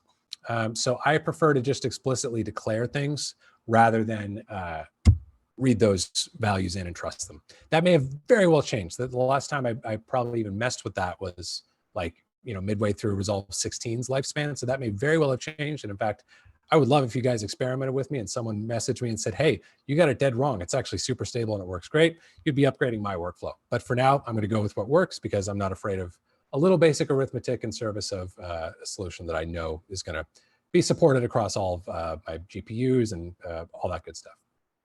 So we're going to say if my X position of my pixel is less than 192, or it's greater than 1728. Here's where the math is slightly trickier. 1920 minus 192 equals 1728. So the last 10% of the right edge of my frame starts at 1728. I'm going to say, or if my Y position is less than 108, 1920 by 1080, 1080 divided by, or 10% of 1080, I should say, is 108. So it could be, that will be a appropriate selection criteria, or my Y position is greater than 972. 972 is 1080 minus 108. So that's the bottom 10%. So if any of these conditions are met, if the X position is in the first 10% of the width, or the last 10% of the width, or the Y position is in the first 10% of the height, or the last 10% of the height, then you're going to be invited into this party. I just caught a little error that I made here. That should be PX. I'm going to finish in closing that set of conditionals. This, these two straight up and down guys are OR operations. So we've done AND operations already. These just mean OR. So basically, any of these conditions being met is sufficient to pass this first level of selection criteria. And I'm going to enclose that in a bracket. I'll hit enter so that the other curly bracket that automatically attends that kind of has some space down below. And now we kind of got to get fancy. And this is where we want to keep our concept straight as the code gets a little more complex. That's the outer ring of our gatekeeper, okay? We now want to do our next concentric gatekeeper that says, okay, guys, everyone over here who's in the first 10% of the left edge, who's in the first 10% of the width or the last 10% of the width, or the first 10% of the height, or the last 10% of the height, all you guys come over here. I want to get a better look at you. Once we get over there, we're going to take a better look at them and evaluate our original condition of, do you fall below the threshold that I have designated for you? So we're going to say, if my R is less than my threshold and my green is less than my threshold, this is basically just repeating the conditional from the prior exercise, and my B is less than my threshold, we'll do our brackets once again. And here is where the pixels that have made it this far through these brutal rounds of selection and qualification, the ones who are still left standing, this is where they will have their value altered. And their RGB out will become a float 3, which is pure red, like so. And so that's our inner gatekeeper there. And I'm going to do something that I talked about a moment ago. I'm going to select that range of code, and I'm going to hit tab to indent it so that it's a little bit easier for me to kind of parse the hierarchies of my conditionals here. And there's one more thing that I want to do here. And I want to say, all right, well, if you don't meet the second qualification, you're just going to be set to your original value. Any pixel that doesn't meet all of these, the first and the second round of conditions, should be unchanged, right? Should be exactly what it came in as. So that's what I'm saying here. RGB out equals, make me a float 3 of my R, G, and B. And again, there's a number of different ways to sort of set up that second branch of the node tree where nothing is happening at all. We set it up in a slightly different way in exercise 3, and we're doing it this way here in exercise 4, mostly for the sake of, like evaluating different ways of doing these things and getting used to, or getting exposed to some different methods that we might take to do that. And if we know what we're doing here, we should be good to go. Although I think we should do one more else statement here. So we've done an else statement for if the second condition is not met, but what if the first condition is not even met? If that first condition isn't met, right now, we have set up a pipeline that will have an undefined value. And we don't want to send undefined values back to out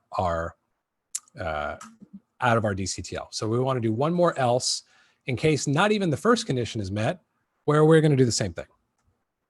We're going to say, if not even that first condition is met, then the RGB out is also just going to be equal to the RGB in. And at the very bottom here, I'm going to change this to say return RGB out. So this is officially enough complexity that if you guys have kept up and perfectly coded every single character and conditional along within here, you can give yourself an extra high five. It's very possible that you won't be able to. I'm going to hang out on this code for just a second for anyone who's still kind of catching up. And if you want to just briefly check your work before we press the number, you can. And while you do that, I'll say this. This is a perfect example of the type of script that when I conceptualize it at this point in my illustrious DCTL career, I don't have much trouble conceptualizing. Okay, I totally get what needs to happen here. And it seems quite simple, as hopefully it has begun to seem even to the rest of you guys. I still, when I go in to write even something relatively simple like this, I don't expect it to run without error the first time. I will like vomit out the code and get the basic architecture in place. And then rather than doing, kind of what I just suggested to you guys right now, like, all right, well, let's take a beat and kind of look for errors and things. You can do that if you want to. Most of the time, it's just better to run it and let the parser tell you where it's encountering problems. Like, even though it's not giving you explicit designation of like, hey, it's on this line number, it's still probably better than like going through and like manually trying to eyeball where the problem is. Like, just run it. There's no like, you're not going to get points docked for getting errors in the thing. Errors are the way to success. So unless you're really, really unsure of what you've just written and its basic function or like concept, in which case you probably shouldn't have been writing code in the first place. Unless you're really unsure of that stuff, save it and run it. Let the errors pop up, then deal with them one by one. And I'll also point out, just before I tab over and we try this thing out, when we look at that log, one of the things that pieces of information we don't get is a line number that correlates with the actual line numbers of our DCTL, because there is a line number, or what appears to be a line number written in there, but I've never been able to find a meaningful correlation between one and the other. And actually, again, if everyone's just getting caught up, Paul, if you're there, fun question for you. Have you ever been able to correlate like the line numbers in the log output with line numbers of the actual script? Short answer, can you hear me? Yeah. Short answer, yes. Okay, but the long answer is there is a technique as a workaround, but it's kind of awkward, and it's different depending whether you're using CUDA or Metal or OpenCL. But okay, very briefly, what I'll say is that all the DCTLs, they are nested within a master DCTL, which includes the definitions of the functions and so on, but you don't see that. So that transform, that's the main function that's in the DCTL, that is a part of a larger script, and that gets called, which is why we can't really adapt or change the output of it or the input in many ways. But say, for example, if I was doing some coding today and I had some problems with DCTL and in CUDA, and I had issues, and I'd look at a line number and it would say 2,884. But I know that the script actually starts on the line 2,798. So what I do is I subtract 2,800 and add 2. And that's why I'm fairly quickly able to find the exact line. So 20, yeah, it does. So 2798 is that magic offset for CUDA? That's the magic offset for CUDA in Mac as well. Maybe it might be different on Windows, but for CUDA, but it will be fixed. That's the thing is, if you imagine that the DCTL is nested, so that's where it actually begins on that line of that big script. And that shows you how big the master script is. There's 2,800 lines of code that precedes actually every DCTL. Wow. So, awesome. I had no idea. Cool to know that. For the rest of you guys, I think that's in most cases, unless you're getting to an outer edge of kind of more complexity, probably easier just to manually correlate. But apparently, at least in CUDA, that would be our offset. So thanks to Mr. Dorr for enlightening us. Cool. Hopefully everyone's had a chance to get caught up now. Let's run this bad boy. Let's see how we're doing. I'm going to right click. I'm going to hit refresh. Delete that node, new serial node, and let's double tap and light this fire. Okay, we got an error. So case in point, let's go over to our console and see what we got here. Okay, so here we go, guys. Like, great example. I forgot to capitalize my X. Like, all right. Like, I am in my DCTL career officially beyond feeling ashamed of that. I just look for the error, save it, rerun it. And I may encounter more errors from there. That's something else that we haven't much encountered today, but a lot of the time you're gonna get more than one syntax error. I'll generally just solve one at a time. Solve that and see what else pops up, because sometimes solving one will eradicate more than one syntax error, or sometimes solving one will bring up several. So it's kind of best just to whack-a-mole one at a time, generally speaking. So I've once again reset my node grade, deleted that node with the DCTL, refreshed my LUTs here. I'm gonna double tap. And now we have a running DCTL. So you guys can see here, and I wonder, do I have my resolution set correctly? Okay, yeah, I do. Yeah, it's just, I was seeing less red down here than up there, but that is correctly running now. So you guys can see now we've got the beginnings of something that might be useful in terms of like a diagnostic tool for finishing applications. And we've started to get into some more complex kind of conditional if-then type of logic. So this would be a great script, if you guys don't understand everything that we just did, or if it didn't perfectly work for you the first time out, like that's totally cool and totally to be expected. This would be a great one to go through and, you know, like reevaluate and play with the parameters just as an exercise in understanding what we call like Boolean logic, which is one of the cornerstones of programming things like DCTLs, just to get comfortable with like, that's one of the basic things we're going to be doing in DCTL is defining different if-then branches of like, all right, if these conditions are met, let's do that. If these conditions are met, let's do that, and so on and so forth. So don't worry if you didn't follow every inch of it, and definitely use this as a template for getting more comfortable with using conditionals in your scripts. Questions? I think we're good. Wow, you guys are rock stars. Awesome. Cool. Well, let's move on to my fifth and final exercise for you guys. And here's where we're probably going to get the closest that we have yet to making something useful. We're going to go back to an exercise that we did earlier, our gain exercise of applying a static fixed measure of gain. And we're going to hook it into a user parameter now so that the user can actually modify that gain. So let's start with, I'm going to go back to exercise 2 here. And if nothing else, I'm going to use it to rip off my, let's just use it for my transform. I'm not going to steal the rest of this code, even though it'll be similar. I'm going to go to this untitled, paste that in here. Let's wipe out everything in between. So I'm just using my transform function argument. And I'm going to save this as exercise5.dctl, like so. And let's go in and have some fun. So at the outset, things are not going to be that different from what we did here in exercise 2, except I'm going to do a convention that you guys have now seen me do here in exercises 3 and 4, which I generally prefer. I generally prefer my input pixels to travel in a float3 array bundle as opposed to individual red, green, and blue channels. There's not much that you can or can't do with one versus the other. I just prefer for it to be one bundle that I can still access the individual elements of with that XYZ convention that we were talking about. So I'm going to map in my red, green, and blue values the same way that we have been. RGB in equals PR, PG, PB, like so. And then we're going to do my out equals, say RGB out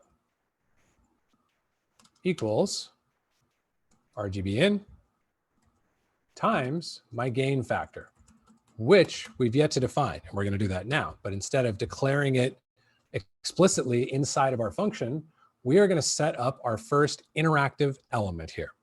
We're going to do that as a floating point slider. So if we look at, let me close down that bad boy, and I'm going to open up template interactive, which you are welcome to do as well. This is a great template to use anytime you are making a DCTL, which you wish to have interactive elements. And you can see here, as we looked at when we toured this DCTL earlier, up here is where I am declaring my UI elements. And what you're looking at right here, these are all of the UI elements I have the ability to create inside of a DCTL. So if you don't see it here, you can't make it. And within that, far and away, the most common UI element, at least for the stuff that I do, is going to be a float slider. Int sliders have kind of limited utility. Numerical fields don't have a ton because you generally are going to need to then do what's called sanitize that input, meaning that, you know, usually for any argument you're going to give to your user, there's an effective range for that argument. And if they go above or below it, then it's going to do weird, unexpected, undesired things. So you generally really need to sanitize it. And most of the time it's easier to map it to a slider that is pre-fixed at its edges. Checkboxes can be useful for turning things on and off. And then our drop-down menu for selecting from multiple options. Those are all pretty, they all have a role to play for sure. But the float sliders is kind of the foundational one. So we're going to copy this line as a template. And I'm going to go back to exercise 5. I'm going to paste this above and outside of my transform function. This doesn't belong inside the transform function. This is an umbrella over all of my functions. It doesn't care what function I'm running. So I'm just going to define it outside of things at the very top of the script. And let's just walk through what we're looking at here. So this first field, this is saying, what will the variable be named which we store the user's input into? And in this case, we want to call it gain factor to line up with what I've already said down here. And if I did nothing else than that right now, and I guess I would need to set my return down here, this would be a running DCTL script, and I would be hooking in user input here to the behavior of the DCTL down here. But I want to do a few more things. First of all, I want to give my user a fighting chance of understanding what they're manipulating. So this field right here is what they are going to see in the UI of the DCTL when they run it. They're going to see gain. So now they have some clue of what they are manipulating. And finally, these 4 fields are very important because of what I just touched on a moment ago of sanitizing, or of sort of like setting your input values to reasonable ones. For a gain operation, we actually need to think like the end user for a second and think like, okay, what do we want the default to be? How low and high should they be able to set those values? So as we've touched on with gain earlier today, the default value that does nothing should be 1, because any number multiplied by 1 is itself. So we're going to set that as our baseline.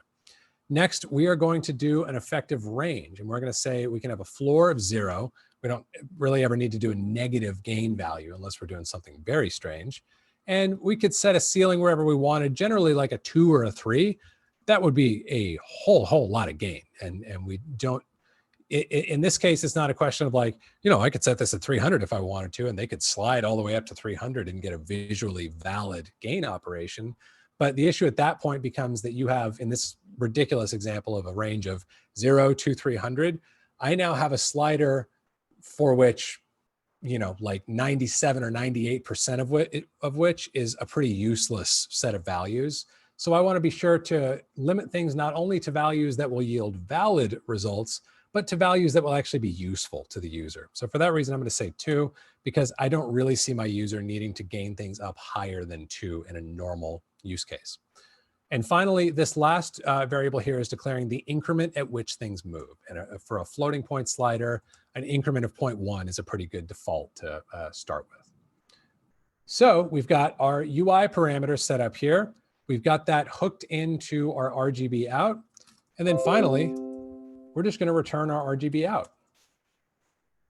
And actually, just for the sake of exposing ourselves to the syntax error, let's hit save right now and not set up our return. And let's see if Resolve can do it without. Oh, and there's one other thing that we have to be mindful of with our new exercise. So this new exercise, I'm not going to do it right now, but I could double tap it and get it to apply its default slider value, and it would run and it would show a visual result on the image here. But if I want to open this DCTL in its interactive mode, I need to do 2 things. First of all, I need to go to my open effects here, and I need to go for DCTL and drop it on. And then, as we discussed before, I'm going to see a list of all of my available DCTLs. I can pick the one that I want, and I'll now have access to its parameters and see them update. However, I just built this DCTL, and Resolve did not index it when it ran. So that means it's not going to show up in this list, even if I refresh my LUT directory over here. The only way to get that index refreshed for that OFX is to actually relaunch Resolve. So that's what I'm going to do right now.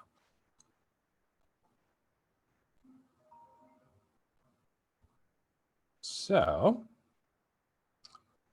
let's go back into Resolve.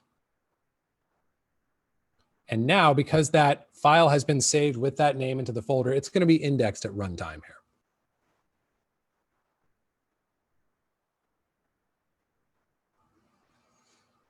I'm going to go to my intro to DCTL.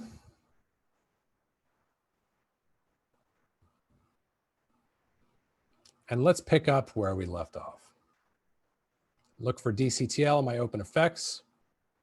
And now I should be able to go to my dropdown here and locate exercise 5. Now you'll notice that this is just a big, long alphabetical list of DCTLs. It doesn't show us the subfolders that they might be living inside of. And it doesn't care if they are interactive or static DCTLs. They're all going to populate in this list. So it can be a little bit of an exercise to like track them down for the first time.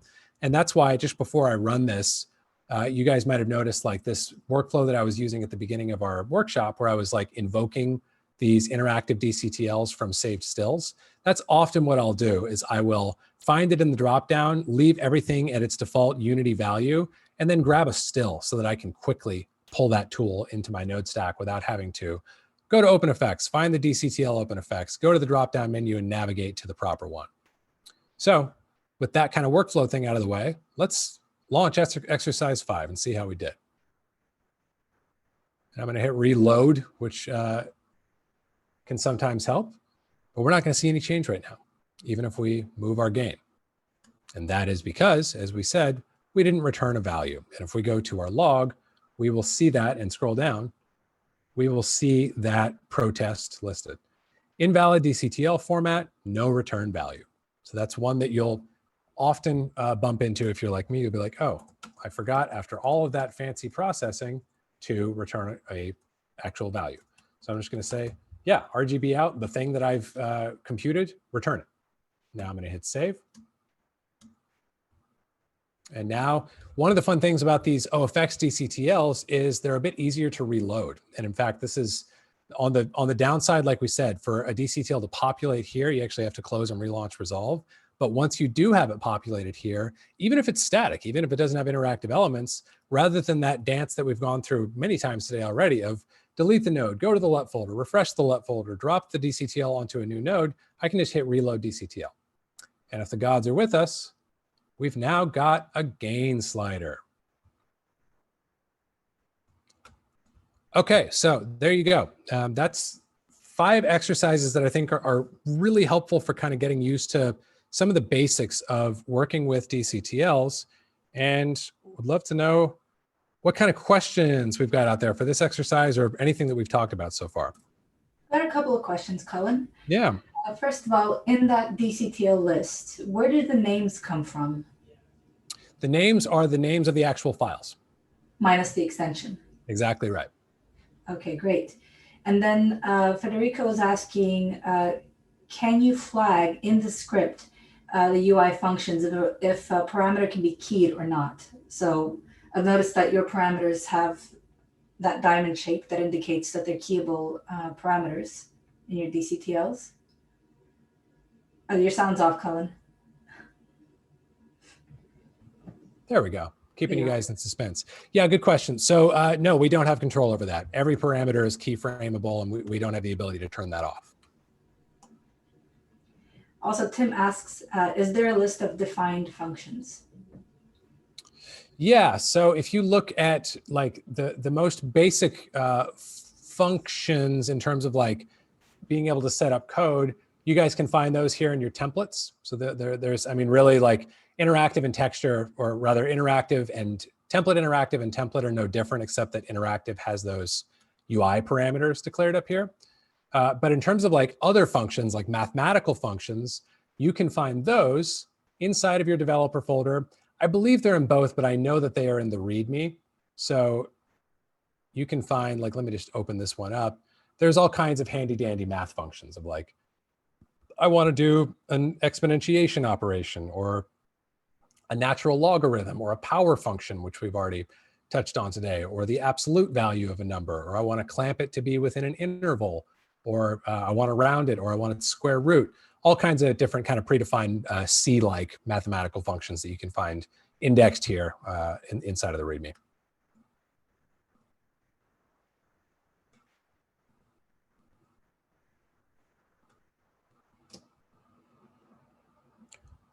What else?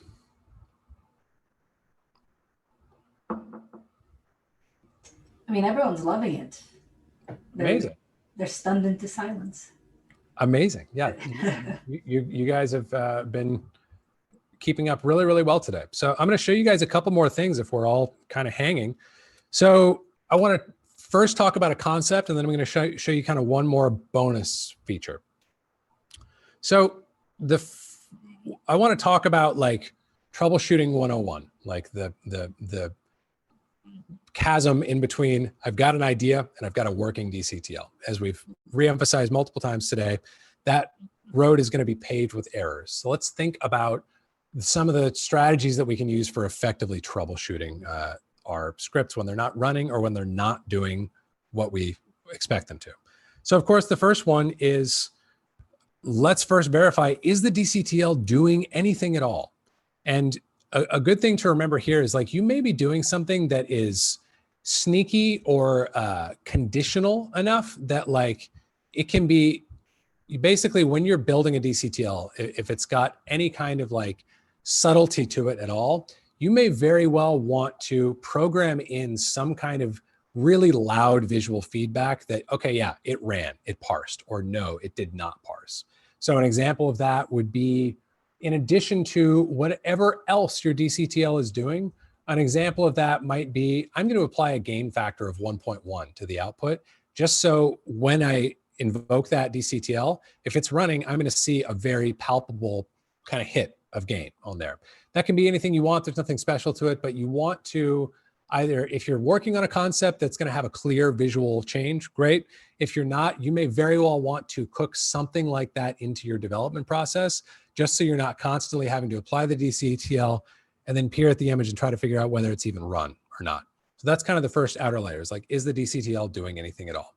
And if not, we want to check for syntax errors. We want to use our log and use the guidance that we're given by the kind of feedback that we've looked at today.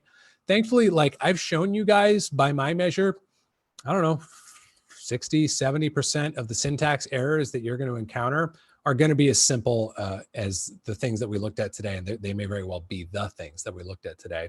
It's almost always like little bits of punctuation or capitalization or failing to declare or failing to return, really basic things. So look for those. As I talked about already, ferret those out one by one by one. So rather than trying to look at what can be a quite exhaustive list of different errors, just look for them one by one and kind of ferret them out individually and work your way through and get to yourself where you have a syntax or where you have valid syntax and you have a DCTL that's actually running. So that's kind of your first troubleshooting concept. Now, beyond that, that's going to be probably more of percentage-wise the amount of the type of errors that you encounter. What comes beyond that can be a little bit trickier when it's like, no, it's running, but it's not doing what I expect. Why? What am I doing wrong? What's wrong with my concept? This is where returning to your pseudocode that maybe you already wrote out, or even better, doing what I always fail to do that I'm always glad that I did when I remember, is just take a step back, either go for a walk and just think about it for a minute, or open up a brand new blank document and write an executive summary. What am I doing? What does this tool do? And by what mechanisms will it do it? So I could do something like with my gain tool, I'd say, this is a tool which is going to apply a dynamic factor of gain based on user input. It will do this by inputting red, green, and blue channels into a 3-element floating point array, and then multiplying the elements of that array by the user provided gain factor. And finally, it will return a 3-element array computed from that operation. Like whatever the just straight up verbalization of the thing might be, you can see like even just what I articulated right there, like if we hadn't talked about that or done that today, you'd probably want to see that written down, and you'd probably want to read that once or twice if you were going to take that mission and run with it in terms of implementing the concept. So go back to your concept. And if you're at all fuzzy on what it needs to do or how it needs to work, write it out as explicitly and completely as you can, but as succinctly as you can as well. And then get back into the code and try it again. Save new versions of things. If you have a DCTL that's running but not doing what you expect, that's a lot better than a DCTL that's not running. So save it. Do a new, like I would do a save as. If exercise 5 was giving me trouble, I would do exercise 5 v2.dctl, and I would start working on that and work in iterations. And that goes all the more so for like, okay, cool, I built whatever, like a lift gamma gain offset tool, and I want to add contrast pivot to it. By all means, save what you did already and don't keep editing that DCTL because it runs, and running is quite a commodity in DCTL as we found today. So save a new version and continue to expand from there. So that's just kind of some concepts and strategies that I wanted to leave you guys with in terms of dealing with the long journey from concept to stable and functional final DCTL. And the last thing that I want to show you guys that makes the DCTL universe and ecosystem even more useful to me is at any point, let's say that let's say that you guys or one of you guys loves my gain DCTL. They're like, oh man, that's the best tool I've ever seen. I got to have it. Can you license it to me? Can I have it? Sure, I can. We can actually encrypt and make self-contained tools out of our DCTLs that you can retain control over. So if it involves any kind of IP for you, unlike a LUT, which you just have to give away. And once you've given it out, you can't control who else it's given to, or how long it's good for, or someone being able to go in and access and change it. We can actually encrypt a DCTL. Like if I wanted to encrypt exercise 5, I can right click, I can encrypt DCTL, and this is going to save a new, instead of .dctl, it's going to be .dctle, and E being standing for encryption. So I can point this to a new directory. I can set an expiration date, so it's only good until December of this year or July of 2025 or whatever I want to say. And I set an output folder, and now it will still be, if it's interactive, it'll still be interactive. If it's static, it'll still be static, but it will be an encrypted asset that, unlike the original exercise 5, if I go over here to my LUT folder and I look at my DCTL folder and we look at exercise 5, I can of course open this in Sublime Text and I'll be able to read its code and see its secrets. And in fact, you guys, I can't remember if we've mentioned to you today already, but we're joined by one of the most prolific DCTL scripters out there, Paul, who has an entire public GitHub repository of fantastic tools that you can look at and evaluate, not only for like, there's some really useful like toys in there and tools, but you can also learn things. I learn from Paul's work all the time. Like the other day, I was like, okay, I want to have a matrix inversion function in one of my DCTLs. I have no clue how to implement a matrix inversion function, but by studying his code, I was able to learn. So high five to Paul for putting that out there, and let's all take good advantage of it by availing ourselves. We'll leave a link to it in the chat. But back to my original point, I can open these exercises and I can read them plain text, and anyone I share them with can read them plain text. But if we contrast that with this .dctle that I've just encoded, now it's going to be a bunch of gibberish that is not human readable. So it's a really good way of controlling your IP if you have, you know, like processes or any other kind of work that you're doing and you don't want to openly, freely disseminate it everywhere, then you can use that encryption function to good effect where appropriate. And I think that's all I've got for you guys. Let's take any other questions we've got out there.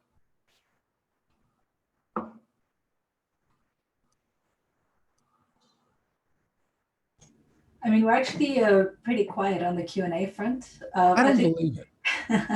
For the most part, people were really just asking for more resources. You know, people are really hungry to find out, you know, is there a definitive list of variables, stuff like that, you know, where they can find more information. Yeah, and it's the eternal question with this stuff. That's the you know, the developer folder, like we mentioned, is kind of the best like authoritative thing of like what functions are available to me.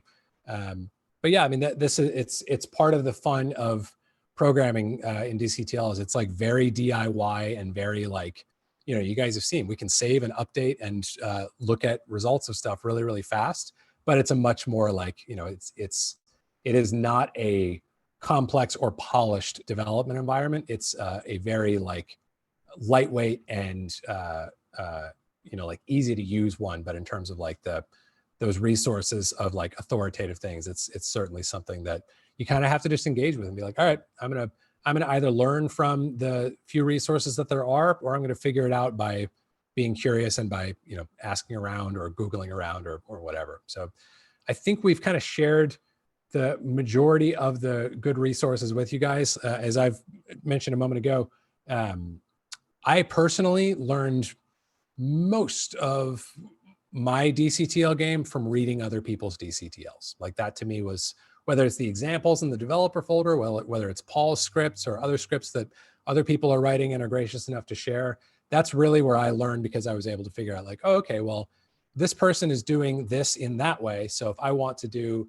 this in a similar way, I can kind of borrow and cobble and piece things together in that regard. So it's an adventure. Enjoy it. I'm seeing an interesting request here. Can you, what happens when you change computer? Can you decrypt your own DCTL ever again? No, it is encrypted forevermore. And in fact, you can't even, you want to be careful when you're encrypting it, because I can't even tell you, I don't believe, unless this has changed.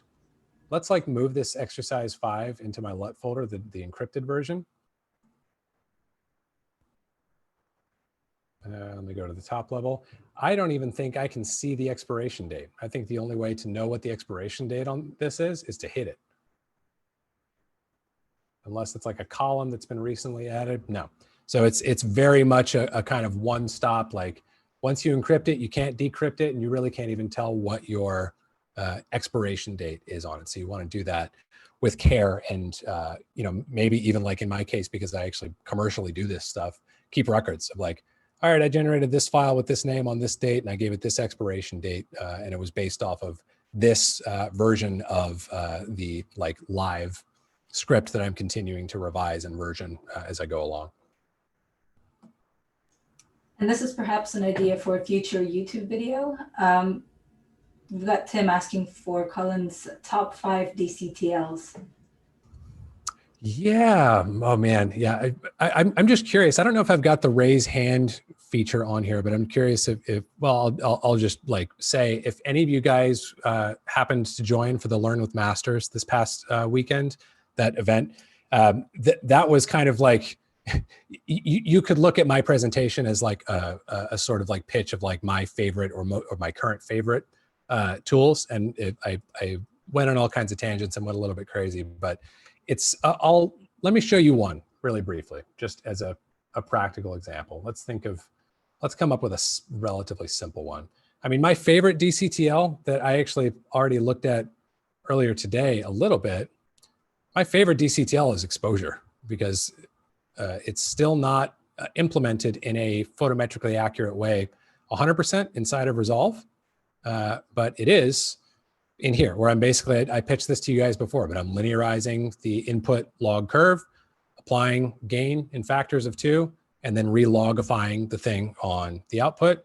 I use this on every single shot that I grade. So that's like my, that's my Budweiser. That's my go-to for sure in terms of like shot level correction. And there's all kinds of like fancy, crazy tools out there beyond it. Like the one other one that I'll show you that I like a lot right now is I've got a hue versus sat that I can apply in different modes. I talked early on about color models, about how we've got RGB is one way of designating a triplet to point out a discrete color value, but we can also designate a color value with a hue saturation value, or a hue chrominance luminance, or a hue saturation luminance, all variations on this theme of like specifying a hue, how colorful it is and how bright it is. And you can get interesting kind of different results by applying, you know, like if I apply some saturation here inside of LCH, I'll get different results doing that in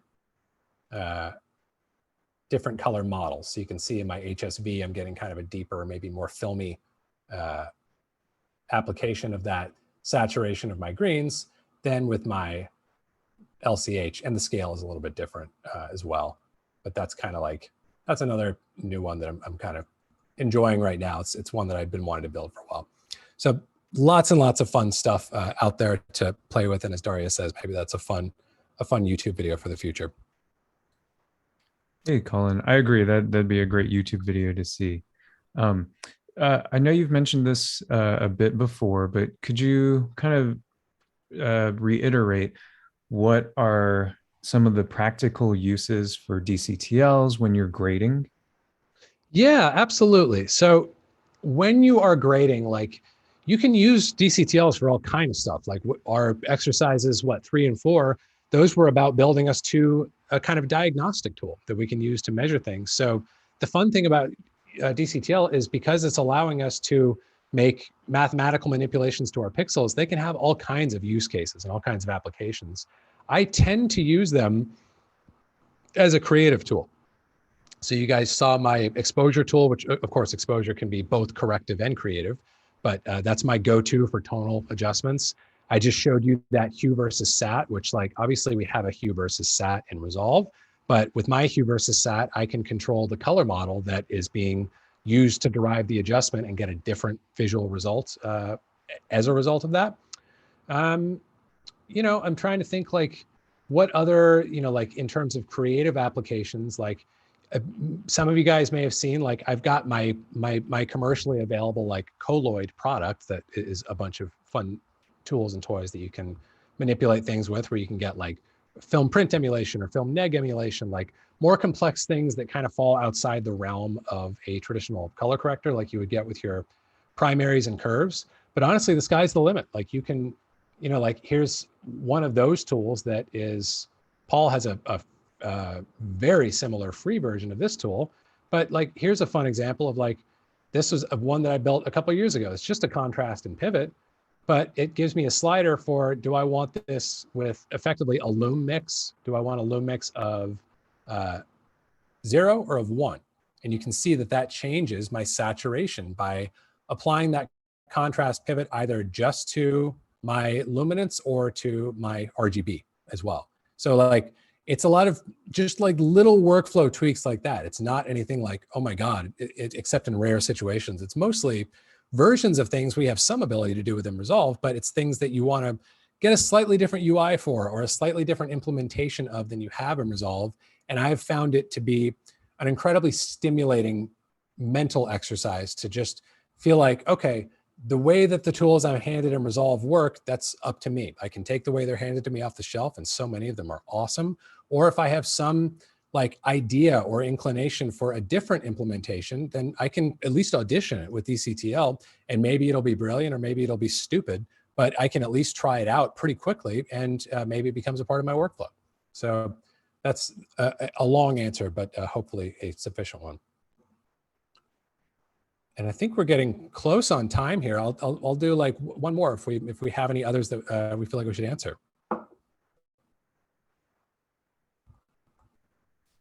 Looks like one. Is there any integration between scripting and DCTLs, assuming you can't call a resolve function from a DCTL, but could you call a DCTL from a resolve script? I actually don't know the answer to that question. I don't think you can. Paul, do you know the answer on that one? Sorry, what was the question again? I believe we're asking about like from within like a Python script, those the ones that you can now script for Resolve. Can you like invoke a DCTL from there? I don't know. I haven't tried. I haven't moved on. It's like a different branch, whereas the Python stuff is for kind of software architecture. DCTL is purely, 3-channel image processing. So maybe it's possible, but I haven't had any experience of it. So. Yeah, cool. Same here. Well, if anybody finds out, then let me know. I'll be curious about it. That should do us for today, guys. I'm really glad to see everybody turn up for this today. I really appreciate everyone hanging out and making the choice to better themselves with some stuff that can be a bit steep in terms of learning curve at the outset. So I hope you guys found this to be a educational and kind of inspiring initial window into the world of making custom image tools with your DCTLs. Thank you guys a ton for turning up. Thank you to Daria and Sherwin for co-hosting with me. And thanks to our extra special guest, Paul, for answering some of the stump questions and for all the awesome DCTL stuff that he does out there in the wild. We will see you guys very soon. We're gonna, by the way, for the color management stuff that I spent less time on today, we've got a webinar coming up for that, I believe in August. So you can sign up for that if you want to cover more of the color management side of that and the image science that goes along with that. But I'm glad we got to focus on DCTL today, and really glad to spend this time with you guys. Thank you all very much, and we'll see you soon.